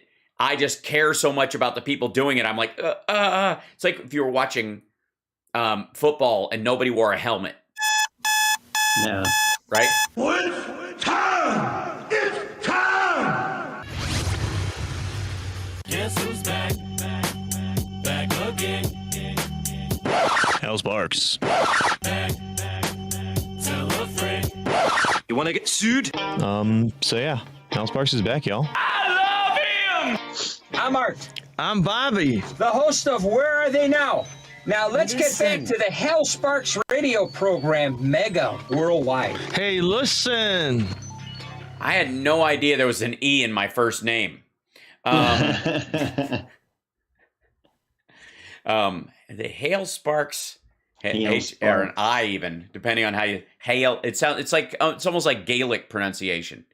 We have a caller on the line. Who do we have? Chicago. We have Philip from California. Excellent. Hey, Philip, welcome to the show. Is this Philip from the chat and everything? Is he there? Do we hear him? I don't hear him. I don't hear him. Yeah, can you hear me? There he is. Yeah, there he is. Hey, go ahead.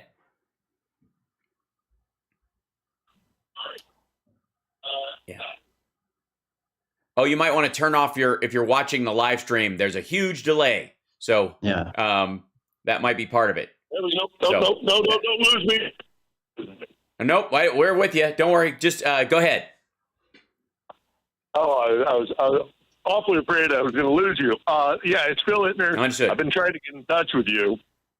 Yeah. I'm a recently retired journalist. I worked for some of the biggest networks, Fox, Sky, Fox to my regret, by the way, and we can talk about that another time. And I've been watching all Rupert Murdoch,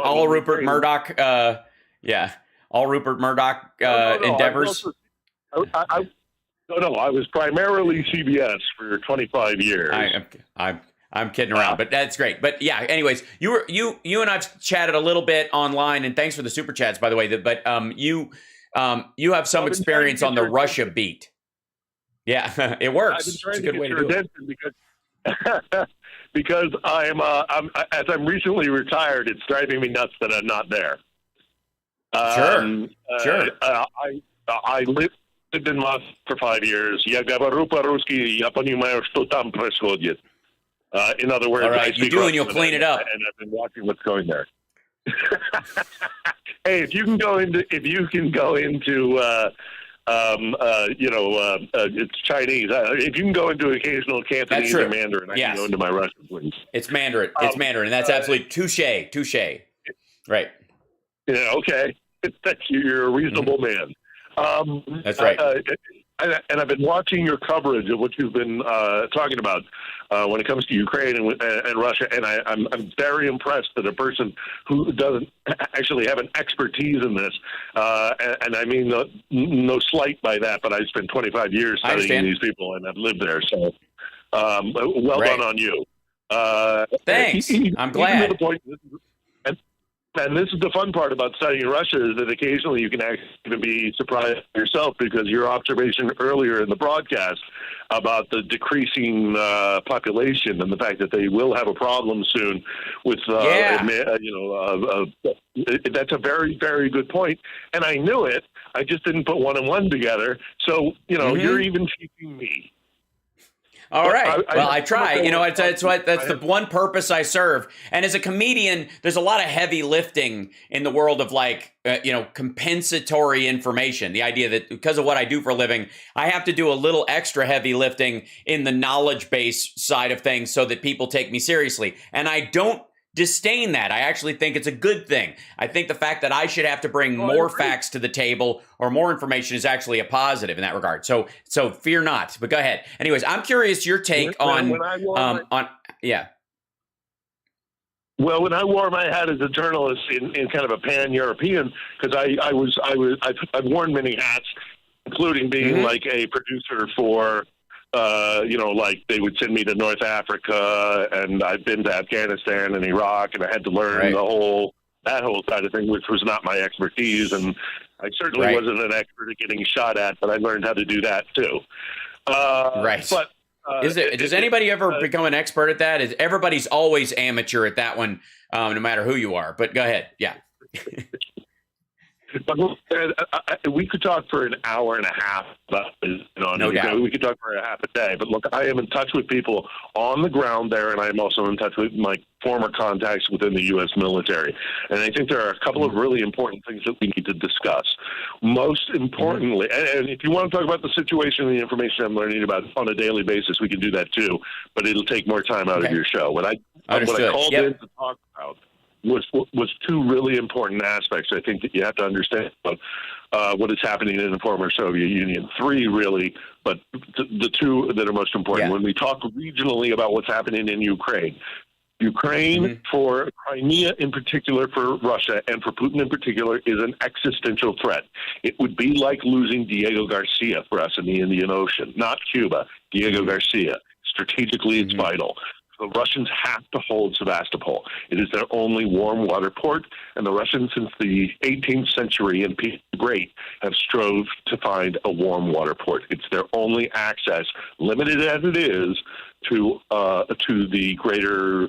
The trade route. I totally understand that, and I want to make sure I totally get that, and I want to make sure you get to the second point. But I want to put a pin in the fact that was given away, if I'm not mistaken, by Khrushchev, and they could use it anytime they absolutely could have a strategic alliance with Ukraine if they had wanted one, but they chose to undermine and seize it as opposed to rent it like we do a base in Turkey. The second Maidan happened, what we should have done as an international community, in hindsight is 2020, although I was on Maidan and I was saying this at the time, we needed to have a Yalta and discuss the status of Sevastopol and let them have the Black Sea Fleet, much as Guantanamo Bay. Neither here nor there. I'm trying to get to my 2 points because I know you have a limited time and I have so much information. No worries, go for it. Okay, so here's the thing. The Kerch Bridge isn't working. The Kerch Bridge is falling into the silt of the strait. It is why it has never worked. The Russians have tried it many times. To your listeners who aren't informed, the Kerch Bridge is the connection between a section of mainland Russia and Crimea. It's a very small stretch of sea, but it's all silt. It's all you can't build on it. So the Russians Russia has a terrible land problem, which is not part of the conversation in general. As a country, they have a big, no navigable rivers. It's a problem. But yeah.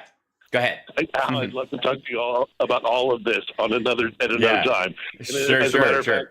I'm in LA as well, and if you'd like to sit down for a coffee, I'd be to do that. I'm for it. I'm for it. I get to a point because I think your listeners. Yeah, go. And I want to impart a couple these two main points. I have sources within the U.S. military. I have sources within Russia. Everybody knows there are sections of the people who need to be in the know who know that bridge is fucking falling. I apologize. Oops. Sorry for my language. Yeah, it's all right. Wait, sorry, Chicago. We'll rejoining in just a second after Chicago. a slightly. Yes, that's all right. It's a reflex from my live stream where we talk freely. So I don't blame anybody right that for now. We'll write that off. Everybody gets a mulligan on their live stream versus radio portion or whatever. But so is he still with us? Yeah. As a former broadcaster, I should have known better. I apologize. That's all right. I'm really trying to get through to the points because there's hard still not to that swear when section talking that about Russia. I get it. But go ahead. Yeah. If I do, I'll swear in Russian. Okay. So I know people. I've spoken to people. That bridge isn't going to work. It sure as heck isn't going to work for the amount of rail, which is what they had intended to actually really build it, because you need rail to support Crimea. It's a domino effect. You need Sevastopol, so you need to support Crimea. In order to support Crimea, you have to have some sort of supply chain. It's not working with a bridge. They wanted to build a bridge. It's not working. That is why there is possible threat of an incursion, and what they really want to do is push down through Mariupol and get down and actually have a land bridge so that they can supply Crimea and then subsequently. So that is an existential threat for Russia. If he does not resolve a way to support Sevastopol, he is in real trouble. That is my first point, and I could tell you so much more about it. But because of time, I appreciate that. I got to get on to my second point. Yes. Okay, go ahead. Yeah. It's a much more simple point, and it's easier for me to just give you the germ, and you can run with this. Look into the Northeast Passage. Mm-hmm. Okay. In 5 or 10 years, if the Arctic really does melt to a point where that is open year-round, Russia will have a stranglehold on world trade. It will be the shortest route between Asia and Europe, and they know it, and they are putting dollars into finding ways to create. They are building a brand new fleet of atomic-powered icebreakers. They are building a series of checkpoints that will take a toll every few hundred kilometers. The Russians want there to be climate change because for the Russians, it creates a massive trade route over their northern hemisphere, over their northern border, and they will be richer than anybody, and they will have a still on world trade. Totally agree. And I will say this, they will be sorely disappointed, because as much as climate change is going to affect big portions of our ice caps, it is not going to affect it in enough time to fix the problems with Russia's economy or their demographic.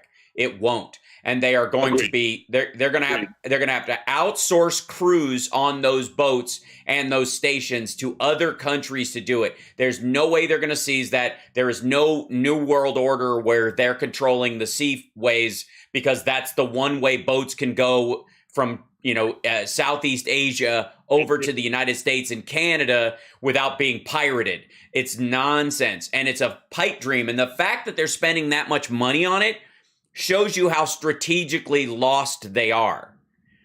And it is precisely the wrong kind of militaristic, expansionist, in lieu of innovation strategy that's got them in trouble. But it is still the way they think. I am not saying that, but and I'm for it. I'm all for genuinely dangerous, strategically adverse people doing lots of stupid things with what little money they have. Knock yourself out. It's like China's BRI is turning out to be their worst investment in the history of their country.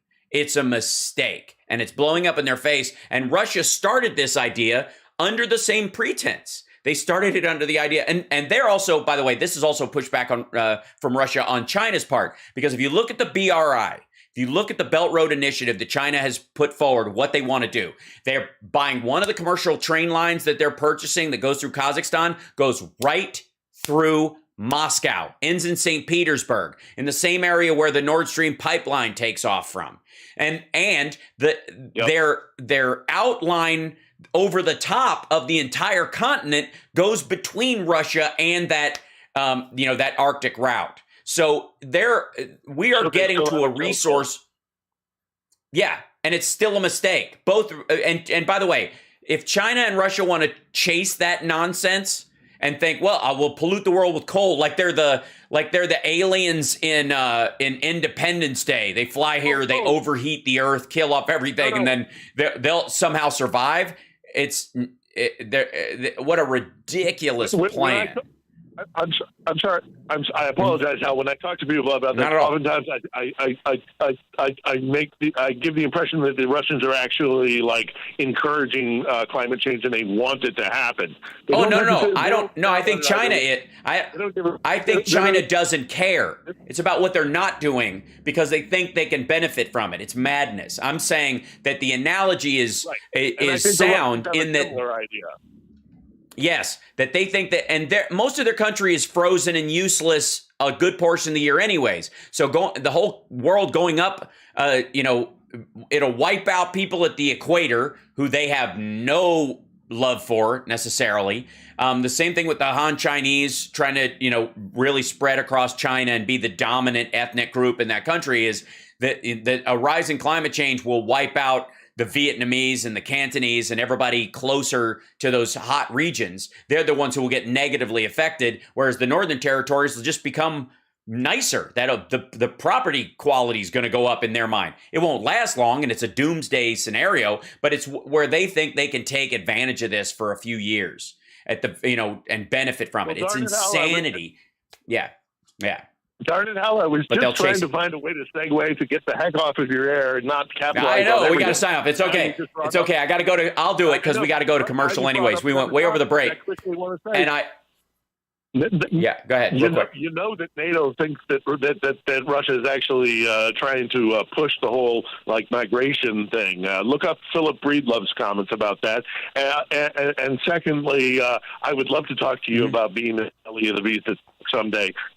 Operations those massive operations that Russia and China conducted in Mongolia. Mm-hmm. I pitched so hard to get up. I pitched so hard to get that on the air. For some reason, they weren't interested. Yeah, well, and you're not going to be. You know why? Because some stuff you don't want to draw attention to because you want I work for Fox. It's a whole. I work for Fox. That's that's true. Yeah, right. No, yeah, totally. But I can't tell the listeners that. We got to take a break. We'll be back after this. Yeah, thank you so much, Philip. I appreciate the input, and I look forward to. Well, in future. After we have a coffee and talk about Russia, perhaps I'll bring you on, via Zoom or something where we don't have the delay as much and it's easier to talk about details, and I can even put charts up, which is one of my favorite things to do. We'll be back right after this. You can reach out to me, I don't know how to get in touch. We'll do it. Don't worry. I'll reach out.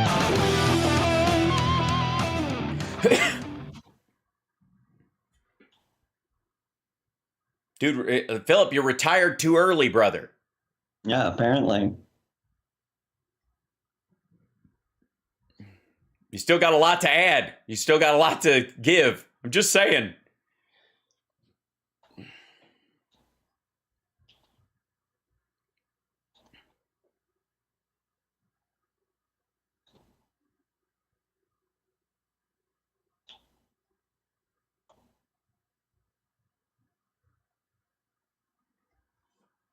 Do you have the happy ending?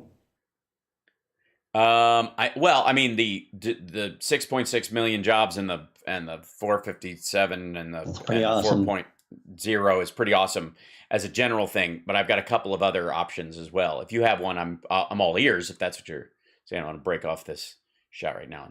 CNN in there. Not really. I was just trying to keep things moving forward. Mm-hmm. Bring this in a second. Ooh. I mean, I try to avoid the Schadenfreude ones where Trump's talking all the Republicans out of voting, and the redistricting thing. That's a good one too. Did you see it? Like, they keep the Supreme Courts of all these states keep shooting down these bogus redistricting things. I didn't know that. That's awesome. Oh, yeah. Yet another one. Hold on 1 second. Let me see if I... Did you want me to play the happy ending song? Yeah, that's fine. Yeah. Okay, we're back in 45 seconds. Okay, cool.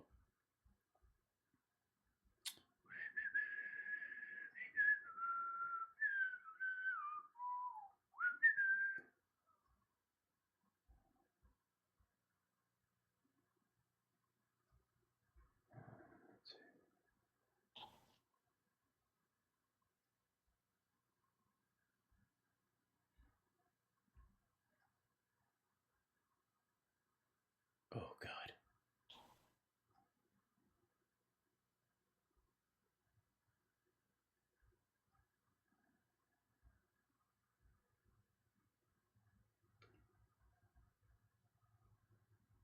See if I can find that.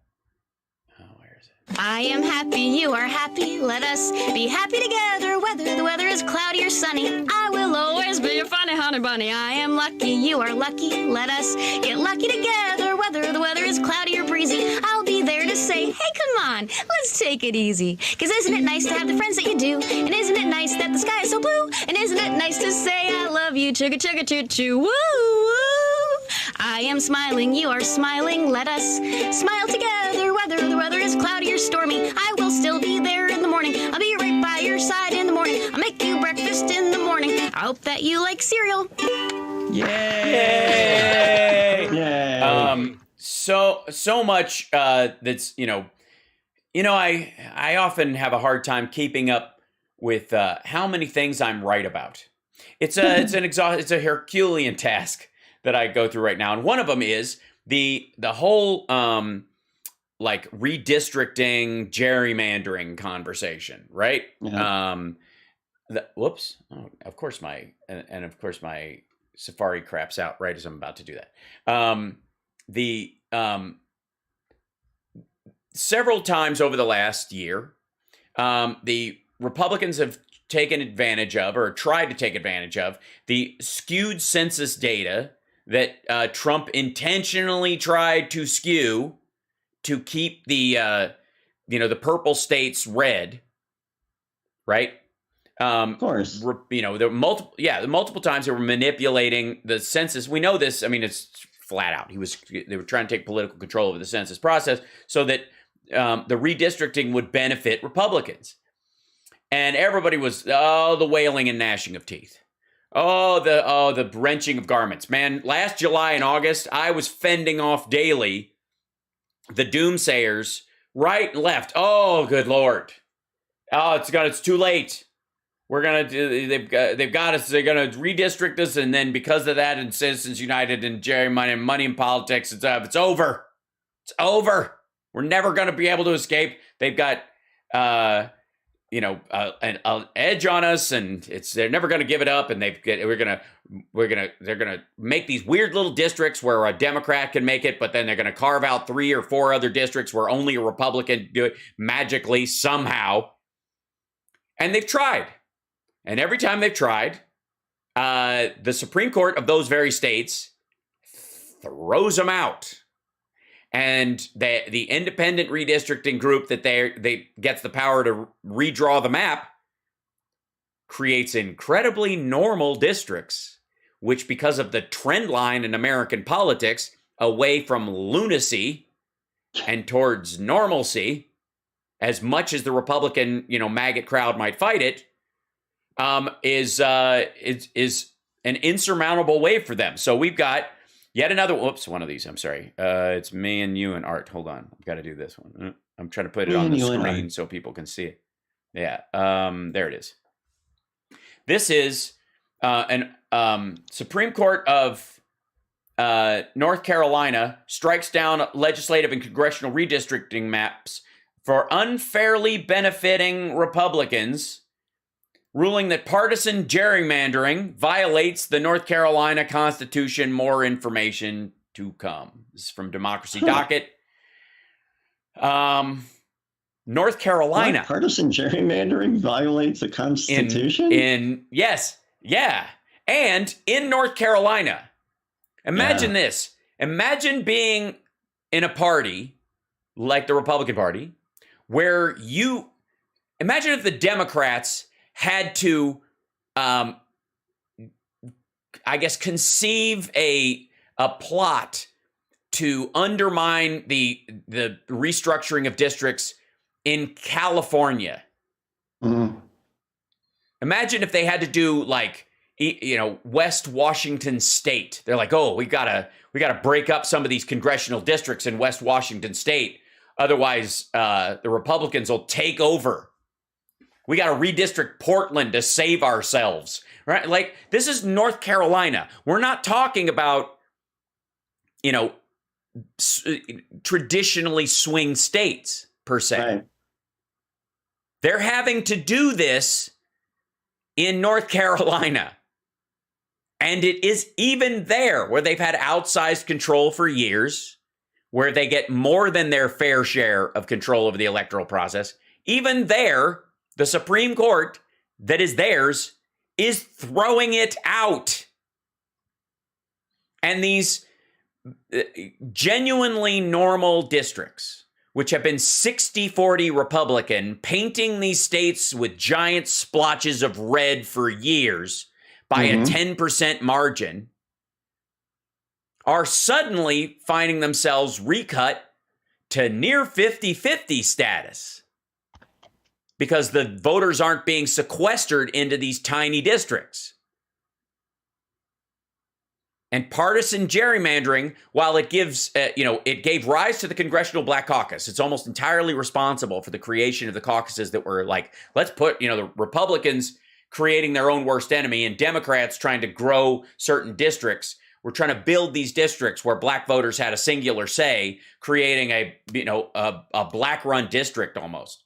Well, those things, whether they're done for positive discrimination in the terms of, what Democrats were trying to do by creating a district where at least they'd have some say, or Republicans where they were trying to take 3 districts that they'd actually have to run a real record in and allowing them to get more extreme because they just move them, big chunk of the voters into one district. You get 1, we get 3, instead of 3 slightly larger districts.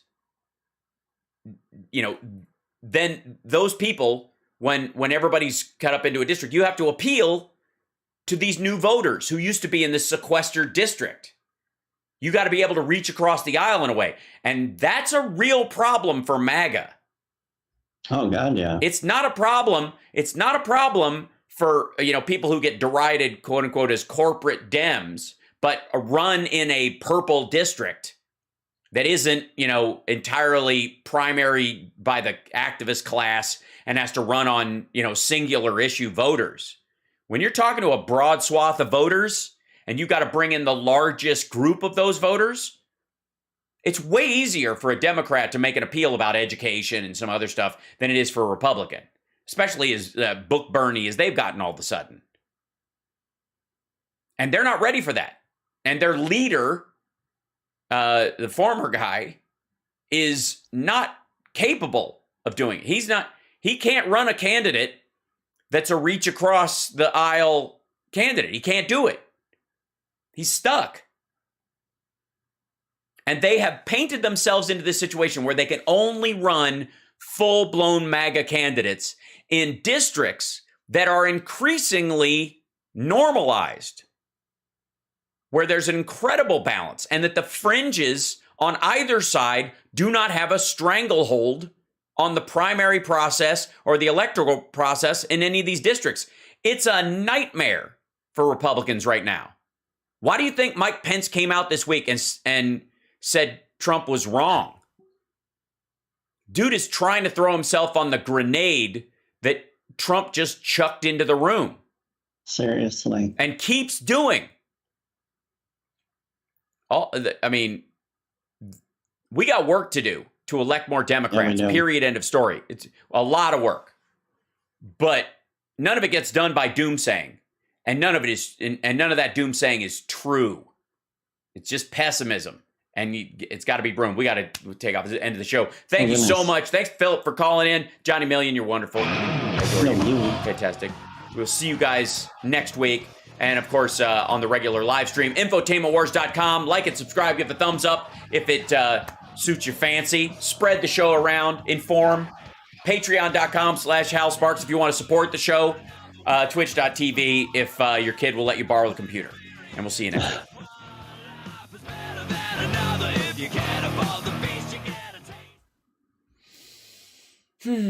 All right. Thanks, guys. I'll see you next week. Thanks.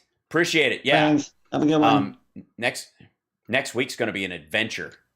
I can't wait to see how that's going to turn out. Are you going to be all dressed up like your Nerd Halen character? No. I'm well, should I? I mean, it depends. One of the afternoon shows might be right up against one of the shows, so I might not have much of a choice. What I'll be in time like East Coast. Okay. Yeah. So later, but we've got a nighttime show and an afternoon show, like Friday and Sunday or something like that, and then we got a meet and greet. That's it. Like I think actually both of our shows are at night, but the afternoon thing is a photo thing. It's on Friday, so it's earlier in the day. So I think I'm in a good window for most of my shows. Fingers crossed. It really just depends on the quality of internet there, and I've just got to. I might be broadcasting at 480p, but I'll be up and running. I'm going to do the show. I'm committed. So. You let me know if you need me to call in a CPT or something. Oh yeah. Well that. It doesn't even help. Yeah. No, I think we might use Ninja for the next week's show. Okay. Do you remember that website? Because that doesn't require any CPU usage. Okay. For processing. Cool. Yeah. Well, we'll talk about that over the week. We'll do a little run of something to see if we can fix it in that regard. All right. I'll let you go though. You're wonderful. Go eat and snack or whatever you're doing. I never even got through like a third of my cup of coffee. Oh my God. Gotta step up your game. I know. I've got like coffee. All right, chat room. Okay. All right. Love you, see you later, Johnny. Bye. Bye. See you later. Bye. Bye. Bye. Oops, that's not you. There you go. Bye. Hi, everybody. How you doing? Good to see you. Good afternoon, good morning, good evening, good day, whatever you're doing. I feel like hanging out for a couple more minutes while you're on the air with me, just for the heck of it. Some folks come just for the Saturday show, so it's nice to kind of like chit-chat with you guys. And since my other computer decided it didn't need to stay awake during the whole thing, I didn't get to see the chat as it was rolling by while we were doing the show, as I normally can do. So, hi. Hello. Hey, Deirdre, Steph. How you guys doing? CSL, good morning. Good to see you. Human being. What happened in Texas? Long story. Well, we're fine, though. I'm all good for the cruise. I'm fine. El Paso, hell of a long trip to get a Valentine's gift. I know, yeah. Yeah. Although I have to say, I wouldn't mind spending more time there in future. Where's Chip? Chip is, I don't know. He was in here earlier being a bit of a goof, I gotta say. He got up on the bathroom counter in the bathroom right here, and he was like running around and knocked something over and scared himself, and then did that whole like, I knock one thing over, I knock everything over, and he ran out of the room. It was really cute. Yeah. Am I doing a show later? I don't have plans to do one. I don't think I only usually do an afternoon show on Saturdays when there's some sort of big, like, I don't know, either a rally or something, that kind of thing. Thank you, Shadow Woman. I'm glad you think my hair looks fabulous again. It's a good length. Yeah. It's pretty bitchin' right now. It's getting there. And just in time for the Monsters of Rock cruise, I think. You know what I mean? Just have my boom. Hi from Soda. Hello. Where are you going to be on the East Coast? We'll see. That's we're working on Nerd Halen shows, and I'm trying to time them out with Caroline's. I will be in Michigan coming up. I've got dates coming up in Michigan. 4 of them, 4 different venues. My first time doing this particular place. Let's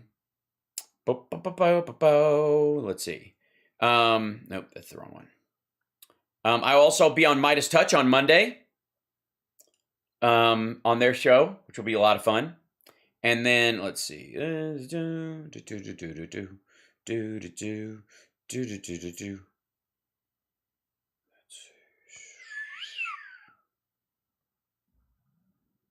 Comps. I already did that one. There you go. Updated routing. Let's see. No. Yeah, so March 2nd, 3rd, 4th, and 5th, I'm going to be in Michigan. Grand Rapids, then Holland, Michigan, then Grand Rapids again, then Muskegon, Michigan. These are smaller venues, one show a night. So it'll be it's like a little mini tour of Michigan. It's my Motor City moving tour. But yeah, so I'll have those posted on the website. Those were just confirmed. And no, I'm not cutting my hair anytime soon. It's not happening. So yeah, good times. Oops. What in the world did he put on there? What is this? Oh.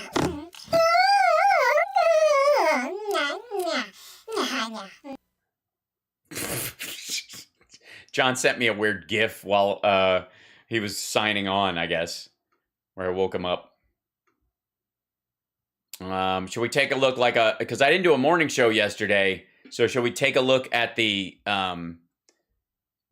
trends? Just do that in our little hangout for a moment, because we could talk. There's obviously lots of stuff to chit chat about.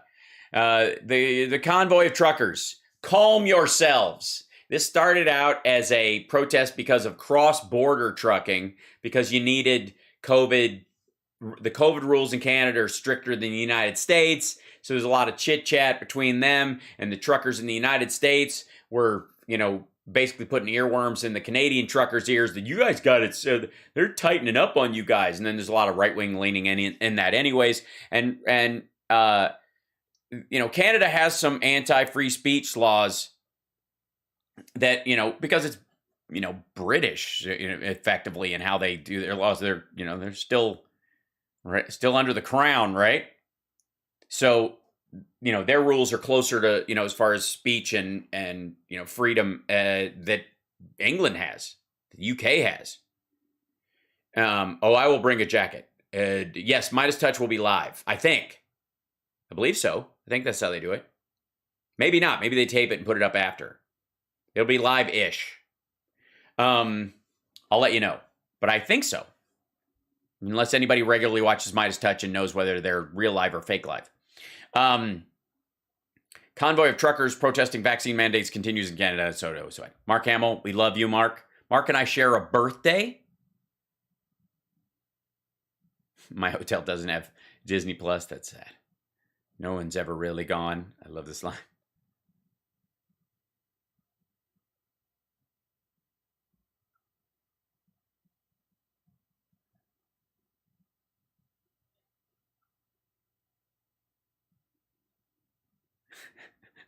Mark Hamill is savage. I won the election. You want an ejection? He's such a sweetheart. Go force yourself? That's funny.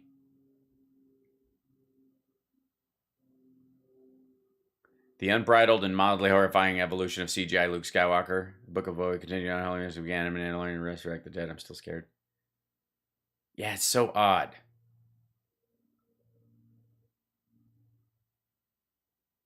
He looks like John Boy Walton.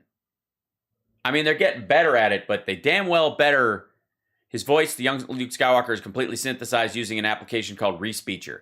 Now, people's voices age over time. So that's not necessarily a bad thing. And adult Luke Skywalker versus young Luke Skywalker sound very different. That said, Mark Hamill is a voice actor and can do his young voice. So I don't know why they don't just have him do it. Reacher on Prime, you guys might have seen my back and forth, or mostly forth, with Lee Childs and his bullshit about tall people being intimidating automatically. Big dudes. That's why Reacher, you got to look at him and be scared. Nobody looks at the, all due respect to the actor playing him, friggin', like, first of all, this is like novels for people who like wrestling. And again, it was kind of interesting when guys challenged Tom Cruise's character to a fight in the movies.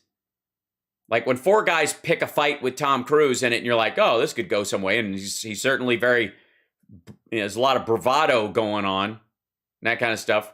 And you're like, oh, these assholes think they can take him. If four guys pick a fight with him, you're like, oh, they all go, well, shit, this guy's huge. We're going to need four guys to take him out. And again, I don't have a problem with you doing your book your way, but the idea that somehow, unless you're Luke Cage size or the Hulk size or whatever, that, people are like, honest to God, this dude's so pretty, I don't find him intimidating. Hal down under 2022. I'm for it.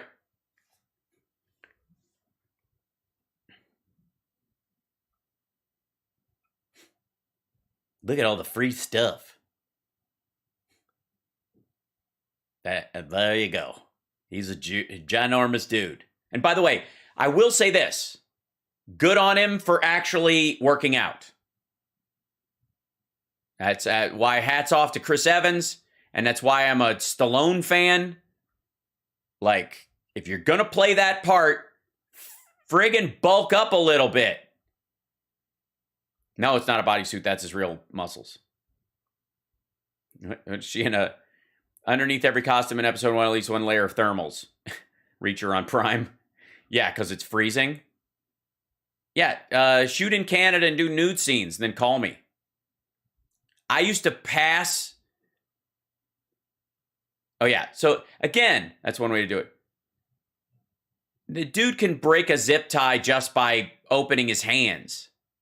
That's relatable.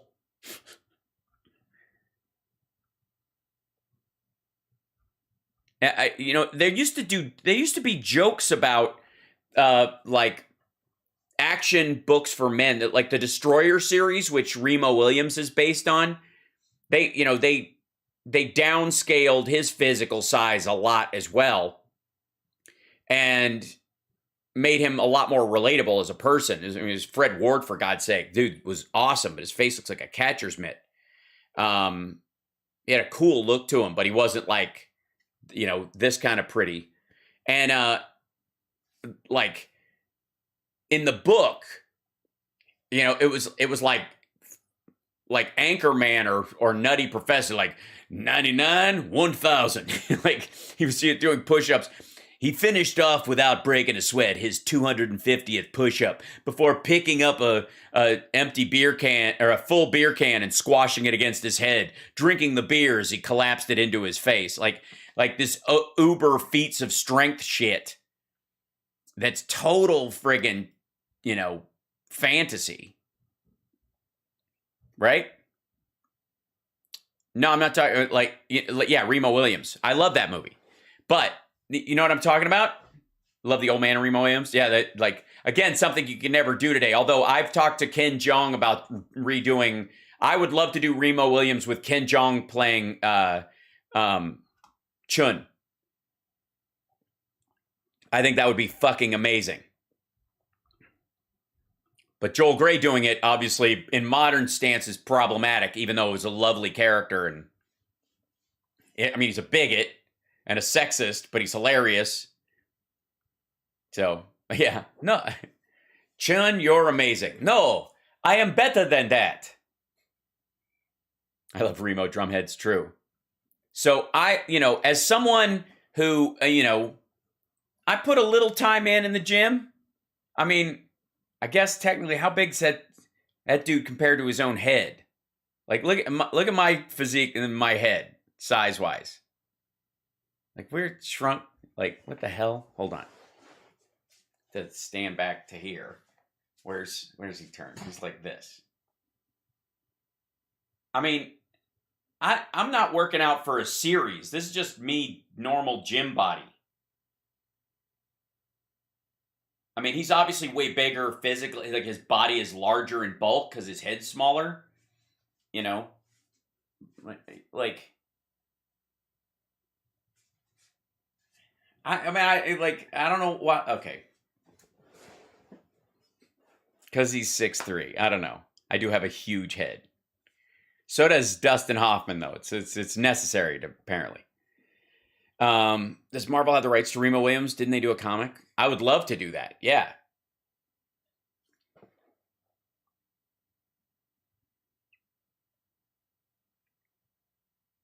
No, that's right. He is oiled up. I am not currently oiled up. That is true.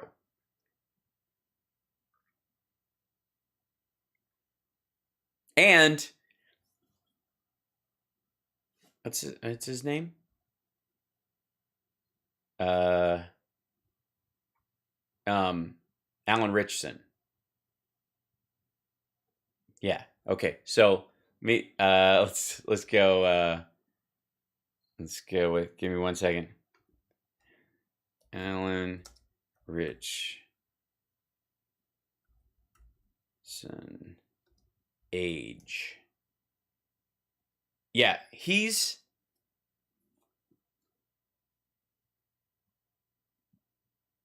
Yeah. What? 14 years younger than me? Yeah. Yeah. Almost 15 years younger than me? Because he was born in November 84.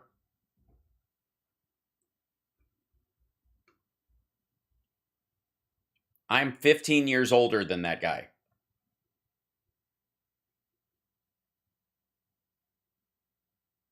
Just saying, you know. All things being equal. I am, Ray. It's just one of those things, like, you know, my goal is to enter the MCU someplace. We'll get there. God damn it. But the only way I'm going to do it is by, like, you know, being, like, bigger than that dude. Like, dude, you're 52. I don't know. Like, are you kidding me? Anyways, okay, here we go. Let's see. Let's look back at let's go back to our thing. Mark Hamill, reach your prime. Oh, dear. Oh, dear. Candace Owens. Oh, dear. There's no 8-year-old in the world that needs social media. Candace, what? Kim is wrong on this one. The psychological effects of social media on young girls is real and documented. It's actually Kanye that is trying to protect his daughter from his guard. Kim is spinning. This is an obsession. There's no 8-year-old in the world that needs social media. Go color. Oh, this is just back and forth and whatever. Thank you, Candace, for being the only noteworthy person to speak on this issue. There's a lot of celebrities scared to say something in public, but they'll text me in private and say they're on my side, and I will no longer put my hand through a blender to hug my children. My mother took me to Chicago when I was 3, told me my dad came to Chicago, he would never see me again.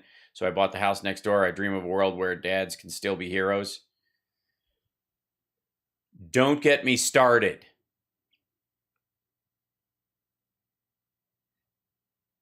Kanye thanks Candace Owens for death. Okay, that's what that is. I dream of a world where dads can still be heroes. Yee.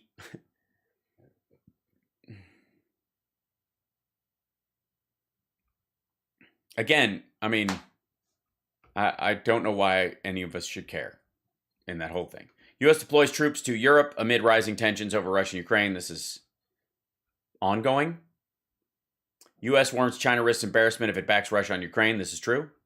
And you're speaking about to a country that regards face as one of the primary points of politics. So, yeah. Al Jazeera. Ukraine.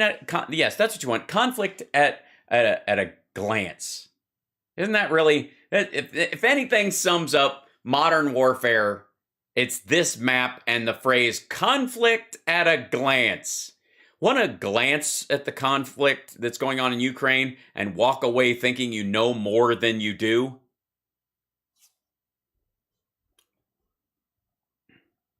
My yeah, my dad was tough on me and wonderful and great, and I love my dad, and he's fantastic, and flaws and all, my old man is a great dude. I had to ice skate uphill to be allowed to parent my son, so I have a particular chip on my shoulder about that whole conversation that is not conducive to a social media conversation. So I will just keep it to myself and do what I'm doing until my kid is 18, in which case it won't. I don't have to worry about being denied my life. All right, so, and his life. The threat of conflict looms in Eastern Europe with more than 100,000 Russian troops amassed along the border with Ukraine. Russia denies it has any plans to invade. Yeah, they're just putting it here. How come you're not putting the Belarus stuff in, kids? Is this old? And they denied they were going to invade before they went into Crimea, too. Turkey is sometimes waving a NATO ally backs Ukraine. Right. Because they're trying to rebuild the Ottoman Empire. Turkey is licking their chops at Kazakhstan. Mm-hmm. Magoo.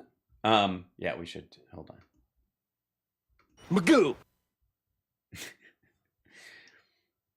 Evidence to back up the national security claims similarly demurred. You'll have to trust us. They would not reveal how they knew Russia was plotting a falsified. Yeah, they don't want... Assholes, if they tell you, the people that know that we're in a position to tell them will die. Like, I don't...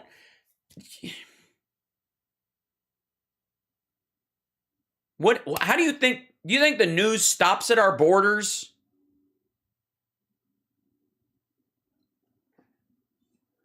They demurred. Why can't you tell us where the spy is that told us that was the plan? Obviously, he's high up and inside things. Why can't you tell us so we can run a story on it so that another person in Putin's orbit can have a bag thrown over their fucking head and be dragged out of the room like happened multiple times during the Trump administration? How did I see Joe Rogan's Planet of the Apes racist crap? Yes, I did, Luis. I saw that whole thing, and apparently he's trying to apologize now. That's going to be that's going to take a bigger bite out of the show than the other nonsense. This is what don't smoke and do a show. You're going to talk out of your ass, and then all the other times you talked out of your ass are going to come back to bite it. There's so many rambly conversations on that stupid fucking show where they're just baked and go, I wonder, like about shit that if you had control of your own brain and awareness of your own feelings or any empathy at all, you'd go, that's a terrible thought. That should never see the light of day. Everybody has those thoughts. You're allowed. The human brain is amazing. What do you think worry is? I do like elk meat, I suppose. Not that much. Inside China's biggest mega city where 32 million people live in the land size. Okay. Are we talking about Chongqing? Yeah. Okay. They just fucking with me now, aren't they? I showed you guys my trip to Chongqing. I showed you guys pictures and video from there. This is horse shit. There's nowhere near that many people in that city. Despite its enormous size, Chongqing, located in southwest China, is a relatively new city. It was developed in 1997, yet this fast-growing city has quickly become the powerhouse of the Chinese economy, generating 2.78 trillion Chinese yuan in 2020 of bullshit money. Insiders spoke with residents of Chongqing to learn more about its railways, infrastructure, space, hotspot, futures. Dude, they sold me the same line too. I went to all those places. That's all they're going to talk about. Oh, we've got a train that goes through a building. We've had to build it so fast. We had to build this train to go through the fucking... I'm sure they'll show a picture of it. This fascinating city where they haven't finished anything. The city has more than 10 million kilometers of paved roads that link the rest of China. Yeah, with no one on them. Can't ride bicycles because the roads are too steep. He's talking about the uneven, multi-tiered terrain of the city. No, he isn't. He's talking about the fact that it's built up into a mountainside. And there's nowhere to go anyways. As an architect, I found the skyscrapers amazing. Boxy Xiong, New Zealand architect. Yeah, they're crap. Dude, it looks like Lincoln logs. And nobody's in it. These really remain booming farming industries. Oh my God, the fuck. This is, you can only go there if you, basically if you agree to toe the line and do a puff piece. And this is basically just written by the CCP. Nicknamed the Fog City, much of Chongqing is shrouded in haze, especially in winter. Yeah, to hide the fact that there aren't any fucking people. It's a ghost city. One recent TikTok clip showcased a dense block of yellow taxis lined up at the airport, garnered 2.5 million views. Yes, with no one getting into them. A monorail going through a residential building. It's not a monorail, it's a train. The city's famed wheel hot pot all blew up in social media. It's because they're selling TikTok, you dumb son of a bitch. Citizens bathe in a giant hot pot of traditional herbs and medicine. Oh my God. They do not.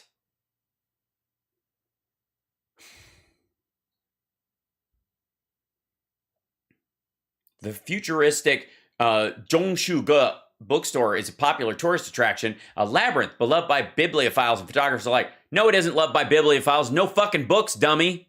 It's pictures. These are all painted. There aren't actual books on these shelves. This is paintings. It's a set. I was there. Discreetly located inside a mall. Dude, it's on a fucking... I was there. Shit, hold on. Now I got to do this. Now I got to drag up my fucking pictures, Insider. You're going to make me do this?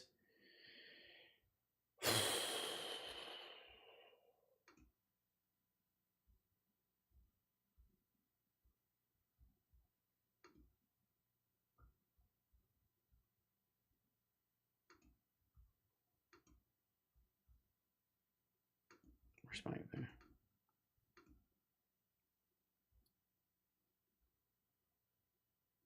Let's see. Hold on. Imports. No.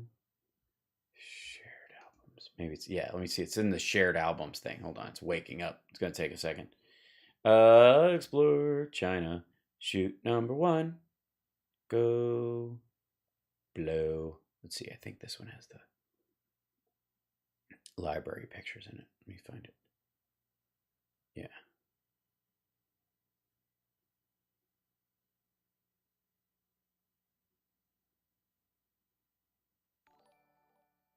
And by the way, let me show you. I'm scrolling through this stuff, but that's me talking to an architect. This is, yeah, so many of these places. All right. That library's in here somewhere. It's in one of the later ones. Yeah, this is one of the eco cities, the one that had like the big like Disney characters.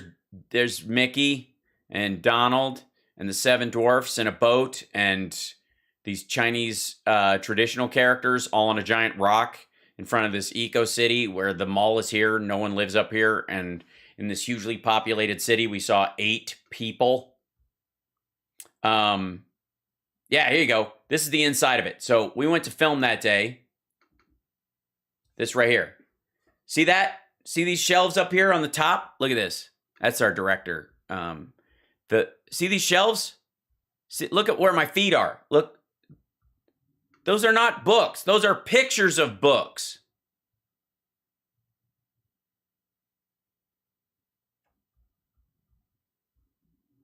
It's not a library unless the books are real. Right here. And it's going to look great. Right here, and it's going to look great. Yeah, because it looks because it's friggin' fake. That one drove me crazy. Yeah, here's other shots of it inside. We're blocking a shot. We're trying to get over here with our crew, that kind of stuff. And then here's another shot of us. This is me walking into the place, doing this thing. See this stuff up here? See all these things down here? See all this stuff? You go, and by the way, the real books are supposed to be back in here. There were none.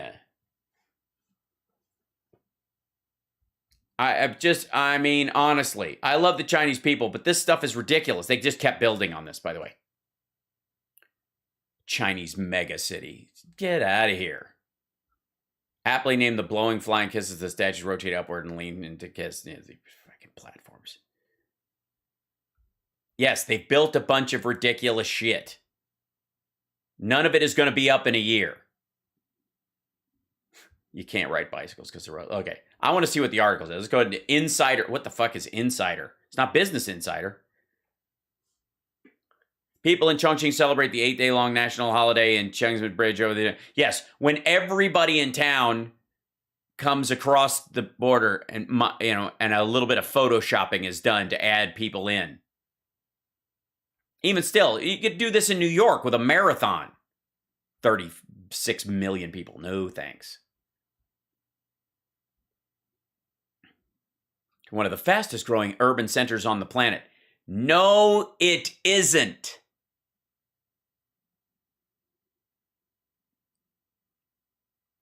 And that's also because most urban centers are shrinking. You do realize that, right? Because of COVID and broadband and the ability to do... wait, what? Saw Hal as the guitar salesman in the beginning of Extract and his hair was the same now. Was that a wig? No, it was not a wig. It was my real hair at the time. I also did the I Love the 90s at the time. Same stuff. So... looking at Chinese urban population alone doesn't provide the full picture. A professor of international relations at the London School of Economics and Political Science wrote in his 2015 book, China Dreams. That's because 70% of the residents live in rural parts of the country, Callan wrote. Bullshit. In total, there are more than 32 million people in Chongqing. Nonsense. According to the 7th National Population Census. Yeah, which includes, hey, take our word for it. From China, and they're always great with telling the truth about numbers. The city has shown immense growth over the last decade, with an 11.12% population increase since 2010 per the census. This megacity is located in West. Look, this is just a puff piece, man. Some sources estimate China is home to 6 megacities, while others among them have reported that China is home to more than 10 megacities, including Chongqing. No. It's got 3 giant cities. They're not even mega cities. Chongqing dwarfs the largest city in the U.S. with more residents. Yes. And yet, it's less crowded. How does that work? I guess it's because everybody's polite. Despite its enormous size, Chongqing is a relatively new city. Yeah, it looks... Yeah.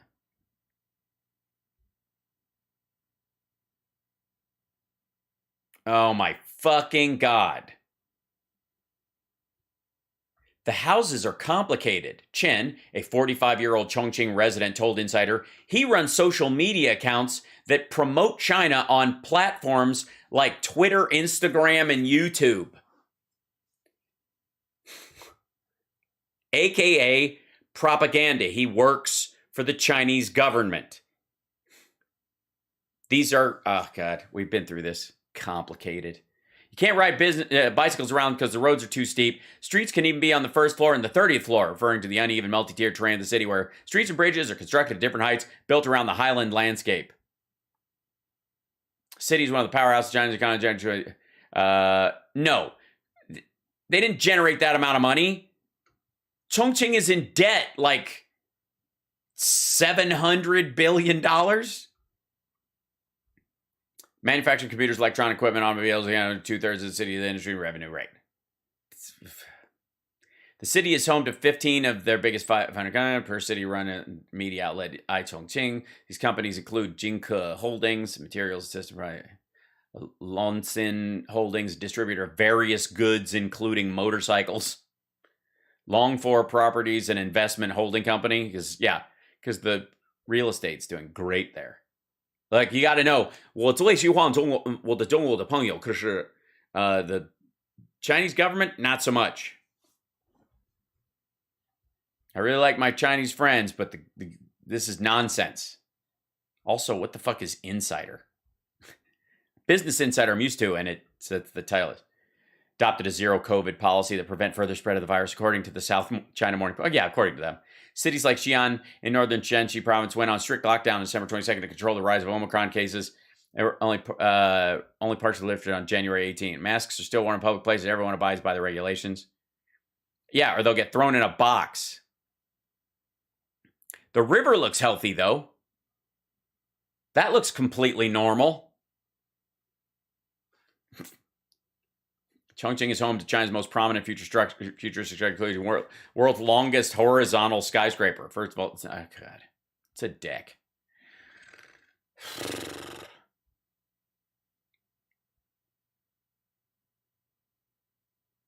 Yeah, I found the skyscrapers amazing, especially at night. You think? Yeah, they're great lit up and from a distance. I like fireworks too. I don't want to live in them. But landscapes change dramatically in Chongqing outside the city. Rice terraces abound. No, not anymore. These rural areas have remained booming farming industries. Yeah, if you got allegedly 1.4 billion people, I would imagine they import more food than any other country on earth. Oh, here you go. But the megacity has an air quality problem. Nicknamed the Fog City. Yeah, and it's not fog. Much of Chongqing is shrouded in haze, especially in winter, when the wind doesn't blow and it just stays. That's chemical plant smoke. The city suffers from severe air pollution caused by the city's rapid industrialization. Many factories were located to the outskirts of the city to mitigate these environmental damages, according to the World Bank. They circled it. They did the same thing with Beijing. They created a factory circle. Now, no matter which way the wind blows, some of the factory smoke is blowing to the city. One recent TikTok clip, it showcased a dense block of yellow taxis lined up. Garnered 2 points. So what? Show Chongqing's mayor gone through. I've been in that. I took that train. Visitors said throngs of yellow taxis in the streets are a common sight. Public transportation is more convenient. Traffic in Chongqing is complicated, but not the most crowded in China. Exactly. Because there aren't that many people in the country. Really, Deanne? Oh my gosh. Your uncle was sent to his final reward via fireworks? Ouch. Way to go out with a bang, I guess. Oh, culinary claim to fame. Oh, God. This is a puff piece. They just paid to get this on. Because the Olympics are starting, so they're paying... like for Chinese puff stories.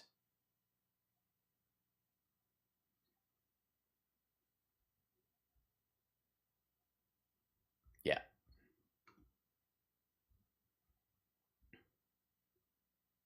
A leading edge research firm focused on digital transformation. Accessibility, California private rates. New York City just includes Finanzen.net is their site. Cookies policy site made in New York City. What does that mean? Their office is there. New York Tech Alliance made in NIC. Oh, okay, they're just aligned with that. That's not their staff. Terms of service price. Where's the disclaimer? What's the disclaimer?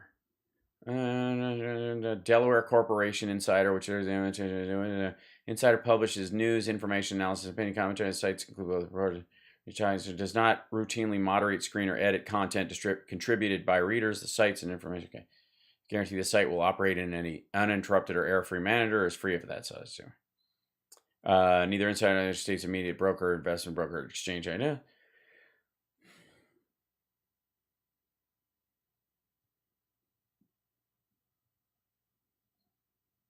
Delaware. Tech Insider, Insider Inc. Yeah, which includes, so they're partly with Business Insider, Tech Insider, Insider, Intelligence Business Insider. Oh, and that's not on there. Fatal Error, same thing there.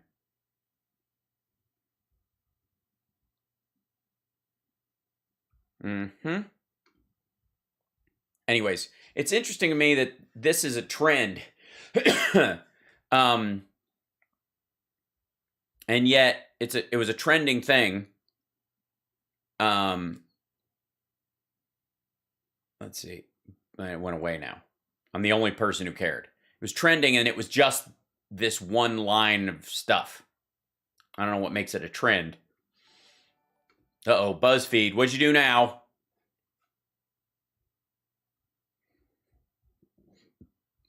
Oh, we're talking about NFTs? Yeah, okay, so BuzzFeed is talking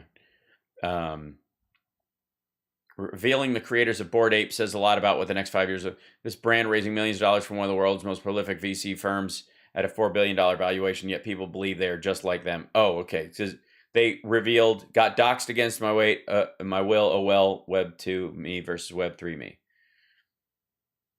Got doxxed, so why not? It seems that BuzzFeed doxed the founders of BAYC, Bored Ape, Yaga Kakra. Too bad they couldn't do their thing, but still cool. No. Okay. Basically, it's just gorillas.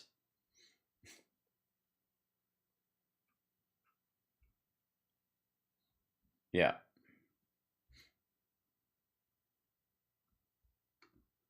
Don't care. NFTs, silly. Team USA. Oh, good. Team USA won in hockey. Right on. Savannah Harmon gets her first Winter Olympics goal. Team USA. There you go. There you go, Savannah Harmon. That's right. That's what's up. Hunter Church. I'm an Olympian as an American. Sweep victory. We beat China in curling. Fantastic. One would hope.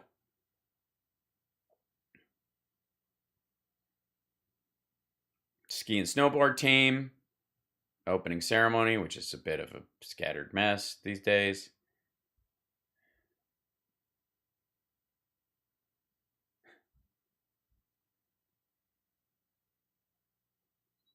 Very excited for them, but not so much about the games because of where they are. I mean, the one upside is that they happened in China when they did. You know what I mean? Because they're not going to happen again in China for decades because nobody gets, they're not going to get it back anytime soon. It'll get, they're not going to want it back too. Like China's barely going to show up to some of the future ones. But, there's a good argument that China in its current form doesn't exist in 10 years, kind of like the Soviet Union. The Obamas. Former president tried to warn us about Trump being unfit. He doesn't appear to have basic knowledge around critical issues. Means that he's woefully unprepared to do this job. There have been Republican presidents with whom I disagreed with, but I didn't have a doubt that they could function as president. I think I was right and Mitt Romney and John McCain were wrong on certain policy issues, but I never thought that they couldn't do the job. And had they won, I would have been disappointed. But I would have said to all Americans, this is our president, and I know they're going to abide by certain norms and rules and common sense. We'll observe basic decency. We'll amazing. Remember that shit? Have enough knowledge about economic policy and foreign policy and our constitutional traditions and rule of law that our government will work. And then we'll compete 4 years from now to try to win an election. But that's not the situation here. And that's not just my opinion. That is the opinion of many prominent Republicans. There has to come a point at which you say,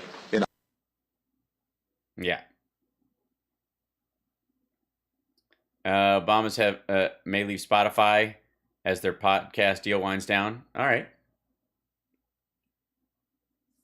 10-year challenge. Rosa Parks Day. Cool.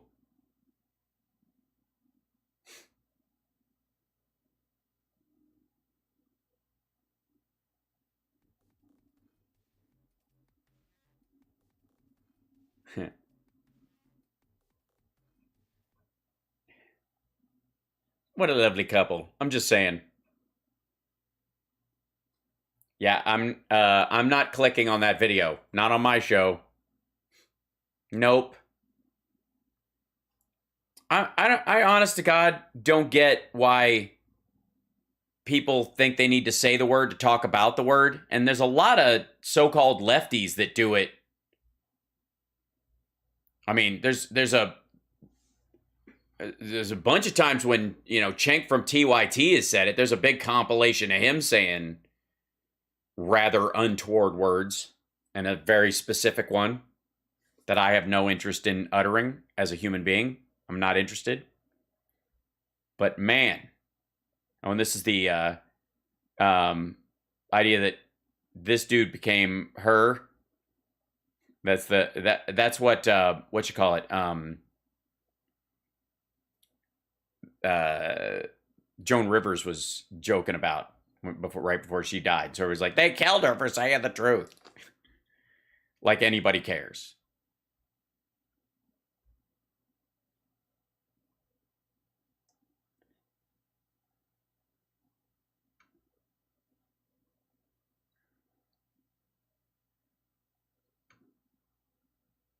One year out of office, Trump continued profiting from his presidency and years since. Listen to this. Former President Trump has successfully parlayed his time in office into a multi-million-dollar business venture. Check yourself. Visits. He used the office to enrich himself. Yeah, I know that. And he's Trump. Yeah, visits to Trump properties by members of Congress. Yeah, okay, whatever. Yeah, they have to come kiss the ring. Visits by Trump by members of Congress. So what? Yeah, he's making money off them. He needs it to stay afloat. He's not. They're not sailing on. Oh shit, we got the congressional Republican dollar. Oh man. Yeah, Matt Gaetz is driving over to Mar-a-Lago again. Get out. We'll be able to buy a new ashtray. GOP coup, the cuckoo, as I like to call it.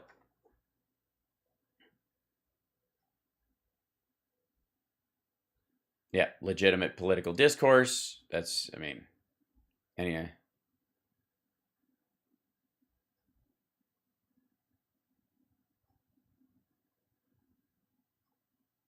Find a quote from me. I remember. She's been proven to be a liar on so many different ways. This is just another lie. Well, I'm just quoting you when there's no quote. You're not going to find a quote from me.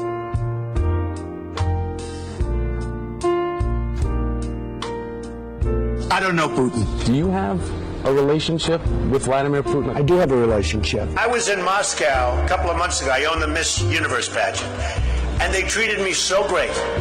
Putin even sent me a present, beautiful present with a beautiful note. I spoke to all of his people. I never met Putin. This is not my best friend. I was in Moscow recently, and I spoke indirectly and directly with President Putin, who could not have been nicer. And I got to know him very well because we were both on 60 Minutes. This is a person who has been very cavalier, even casual, about the use of nuclear weapons. He's advocated more countries getting them, Japan, Korea, even Saudi Arabia. North Korea has nukes. Japan has a problem with that. I mean, they have a big problem with it. Maybe they would, in fact, be better off if they defend themselves from North Korea. Maybe they would be better off, including with nukes. Yes, including with nukes. And South Korea with nukes. South Korea is right next door. He was for the invasion of Iraq. Wrong. And you can actually hear the audio of him saying that. Are you for invading Iraq? Yeah, I guess so. He applauds people who are pushing and pulling and punching at his rallies. That is not who America is. So if you see somebody getting ready to throw a tomato, knock the crap out of them, would you? Seriously. I promise you, I will pay for the legal fees. He also went after a disabled reporter, mocked and mimicked him on national television. Written by a nice reporter. Now the poor guy, you got to see this guy. Oh, I don't know what I said. He insulted a former Miss Universe, Alicia Machado, called her an eating machine. And on the she was like an eating machine. She weighed 118 pounds or 117 pounds, and she went up to 160 or 70. So this is somebody that likes to eat. Nobody has more respect for women than I do. Nobody. So you treat women with respect? I can't say that either. Ultimately, Ivana does exactly as I tell her to do. Right, men? Is that If Hillary Clinton were a man,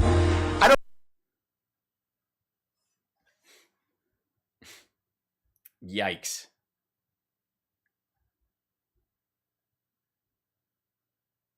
I mean, you can see the Antifa and BLM people in there, though. Like, obviously, like this guy with the little, is that one of those, like, tourist, like, click film cameras?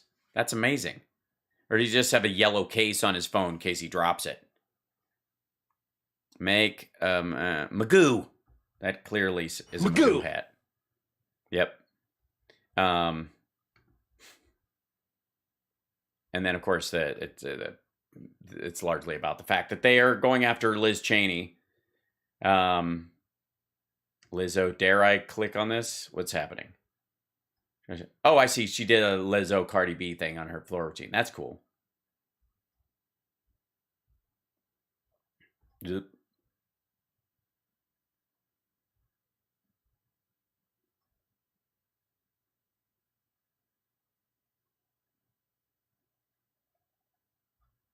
Cool. I'll get a copyright strike if I click on it. You use it on broadcast TV, you give the rights of it. I think there should be something about rebroadcast aspects if you give it away to some big public thing. You know what I mean? If you give somebody the rights to do it, you go, oh, there's a certain amount of replay. As long as they're playing the video of the her doing the gymnastics, they can play the song. Right? That would one would think, yeah? This GOP betrayed America. This is not surprising at all.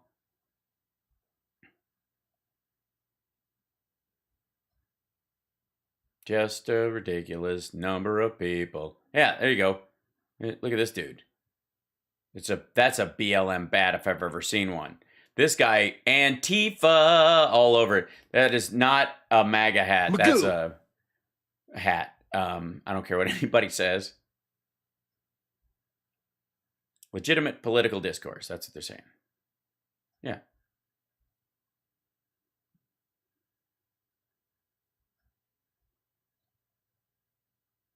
Boy.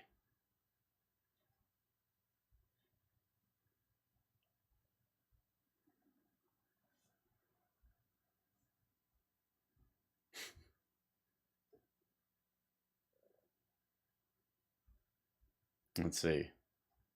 What these violent predators are doing is the opposite of patriotism. It is shameful, and I condemn it strongly.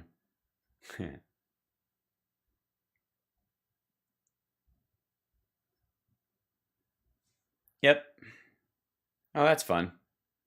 Orange County's sheriff officer had 3 people related to a fight during National Socialist Movement's anti-Semitic demonstration. Battery with hate crime enhancement. Battery with hate crime enhancement. Grand theft. They steal a dog? What happened? I wish I cared. Bye. Enjoy jail.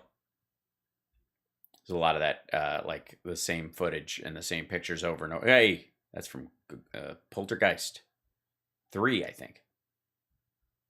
That was 2. 3. That was 3. Anyways, all right. So, hi. There you go. Magoo.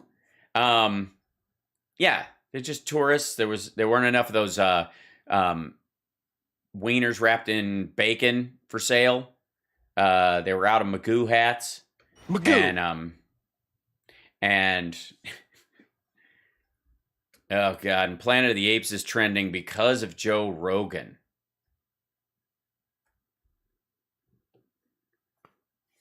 This is not where he wanted to be a couple of weeks ago, I'm guessing.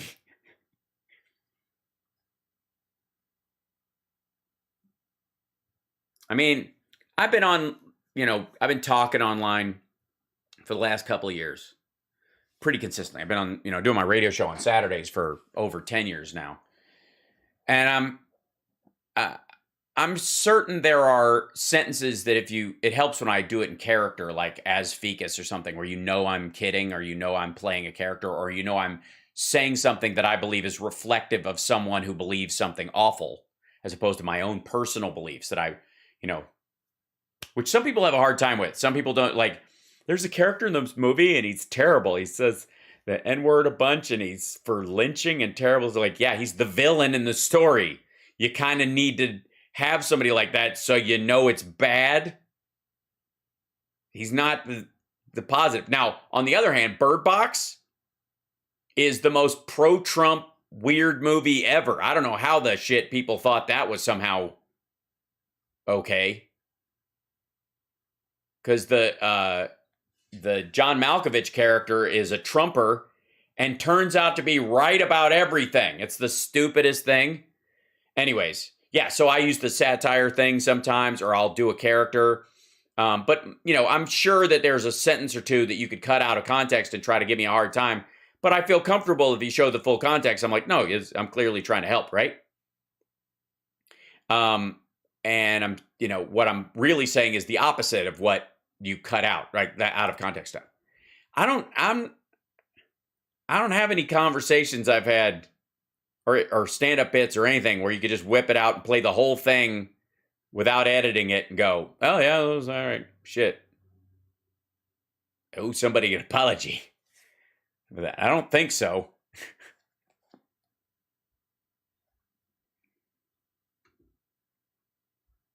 Podcast host says he's sorry for the most regretful and shameful thing I've ever had to talk about, but says remarks were taken out of context. Well, then don't apologize.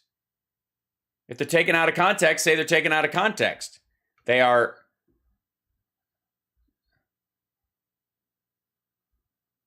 Now the fact that he uses the word at all in these, you know, in conversations is not as much the issue.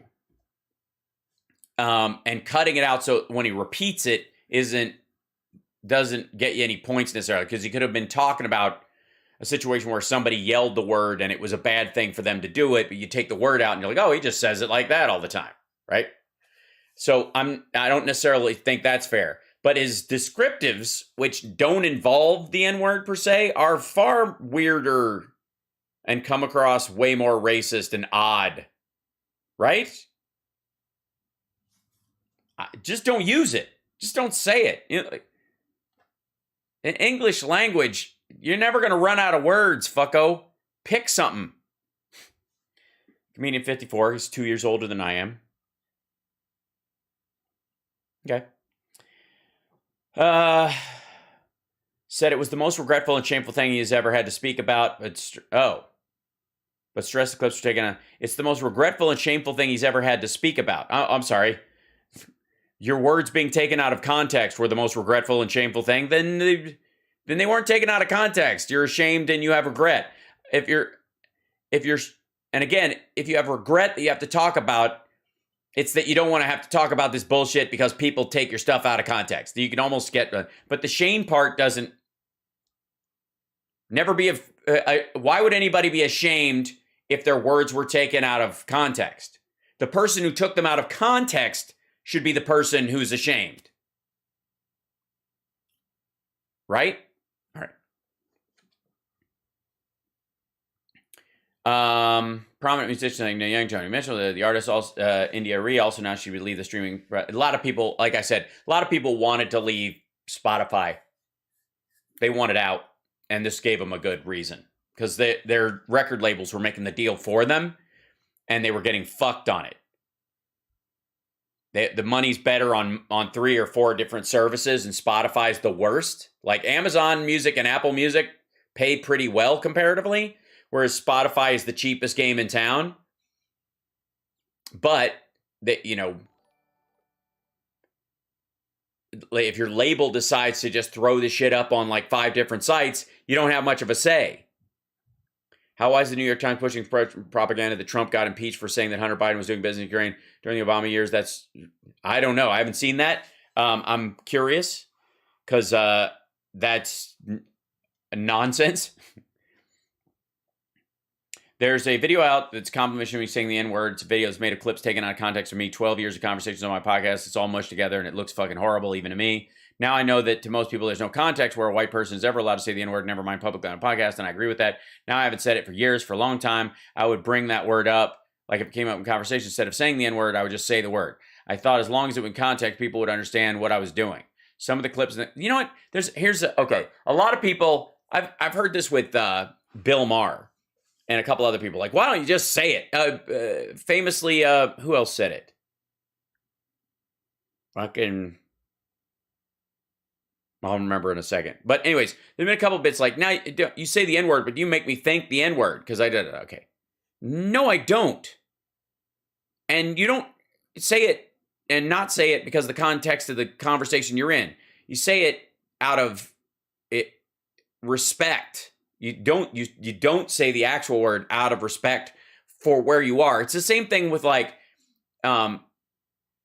Republicans not understanding consent or behavior in circumstances. And I think, you know, the hyper lefties do it sometimes too, in like jokes in comedy clubs, like, how dare you? But like, no, you came into what is effectively a comedy safe space and you're disrupting things.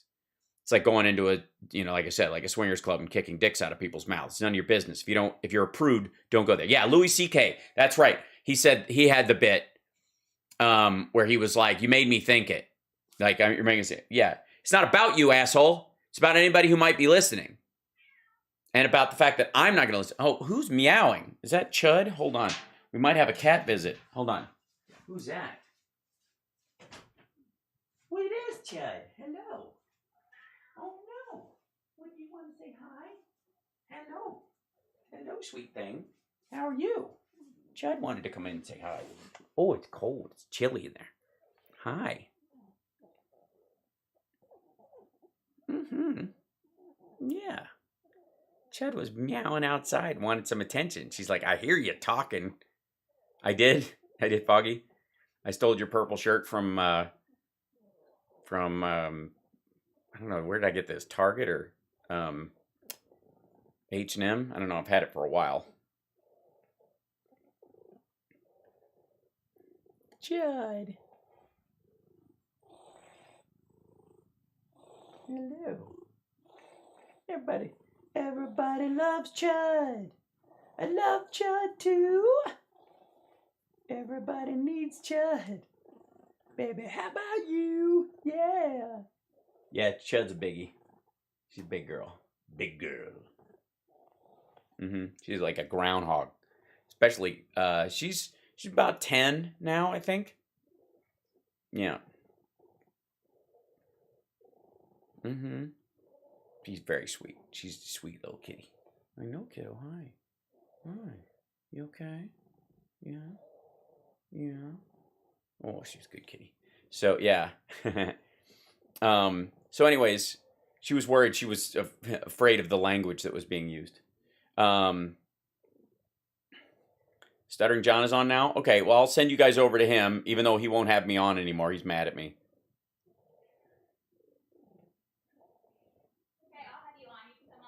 Oh, thanks. Thanks, babe. Chud decided to run in here. Hi, Chud. Yeah. Say hi. Hello. Hello. She was meowing outside the door. She's like, what's happening? Why is the door closed? Because Chip ran up on my bathroom counter, knocked something over, scared himself, and then scattered a bunch of things, just like, and then ran out like, what happened? I'm being attacked. He's exhausted because I was changing the sheets on the bed. Oh, and so he's playing. Yeah. Okay. All right. Hi, Chud. There you go. Okay. Well, I'll be done in a moment. I'm still on the air, so I'll be out in a moment. It's cold out there. You do? Oh, well, that's why. Because we were going to do a gig and he never gave me a date, and my agents came up with one at Cobb's and I had to fill in last minute, and they have a rule about within driving distance, and I was like, we were going to push the date to March because we hadn't settled on it, and then there you go. You used to demean and humiliate people of other races, plain and simple. Feel free to say that to other people your race. Yeah, I wouldn't use the word, Amos. And you can talk about stuff without saying hurtful stuff in life. That applies to a lot of things. So why the fuck bother? So, anyways, I wanted to move the date, but I don't know if it happened. So he's mad, I guess. He hasn't invited me on since. He hasn't, I haven't heard from him since. So, huh? We did? We did. I was gone all day. Love you. A few episodes, there are a few episodes they didn't want on their platform. I said, okay, I don't care. Oh, Spotify removed a bunch of episodes. That was the other thing. And he's like, I don't care. What about all this this anti censoring? I mean, he alluded to a batch of 40 episodes of the platform removed, including some of Alex Jones and Milo Yiannopoulos.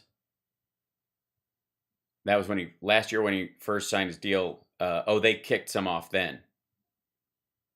And quietly, they've been removing episodes of his podcast, of which there are over 15 on the platform. A web tool tracking removed episodes. Spotify removed 70 of them on Saturday, though the company has not commented on the removals. Still available on whatever. Yeah. I removed some episodes of the radio show before after I got that I got that copyright strike that was like 4 years old. I was like, shit, I got to go through and like reset all my stuff. Well, we'll see. Let's see. We're jumping on. There you go. I'm gonna sign off, and I'm gonna send you guys over to John's for a raid. If you guys want to, like, I'll just send you straight there, because I don't have any issues. I'll let you guys go, and I'm gonna. My girl needs some help with something, so I'm gonna go help her and play with some cats and do some work around the house. Got a honeydew list today, and then I got to go to the gym. So much love, and I will see you guys later. Take care of yourself and take care of somebody else. And I'll see you guys on Monday.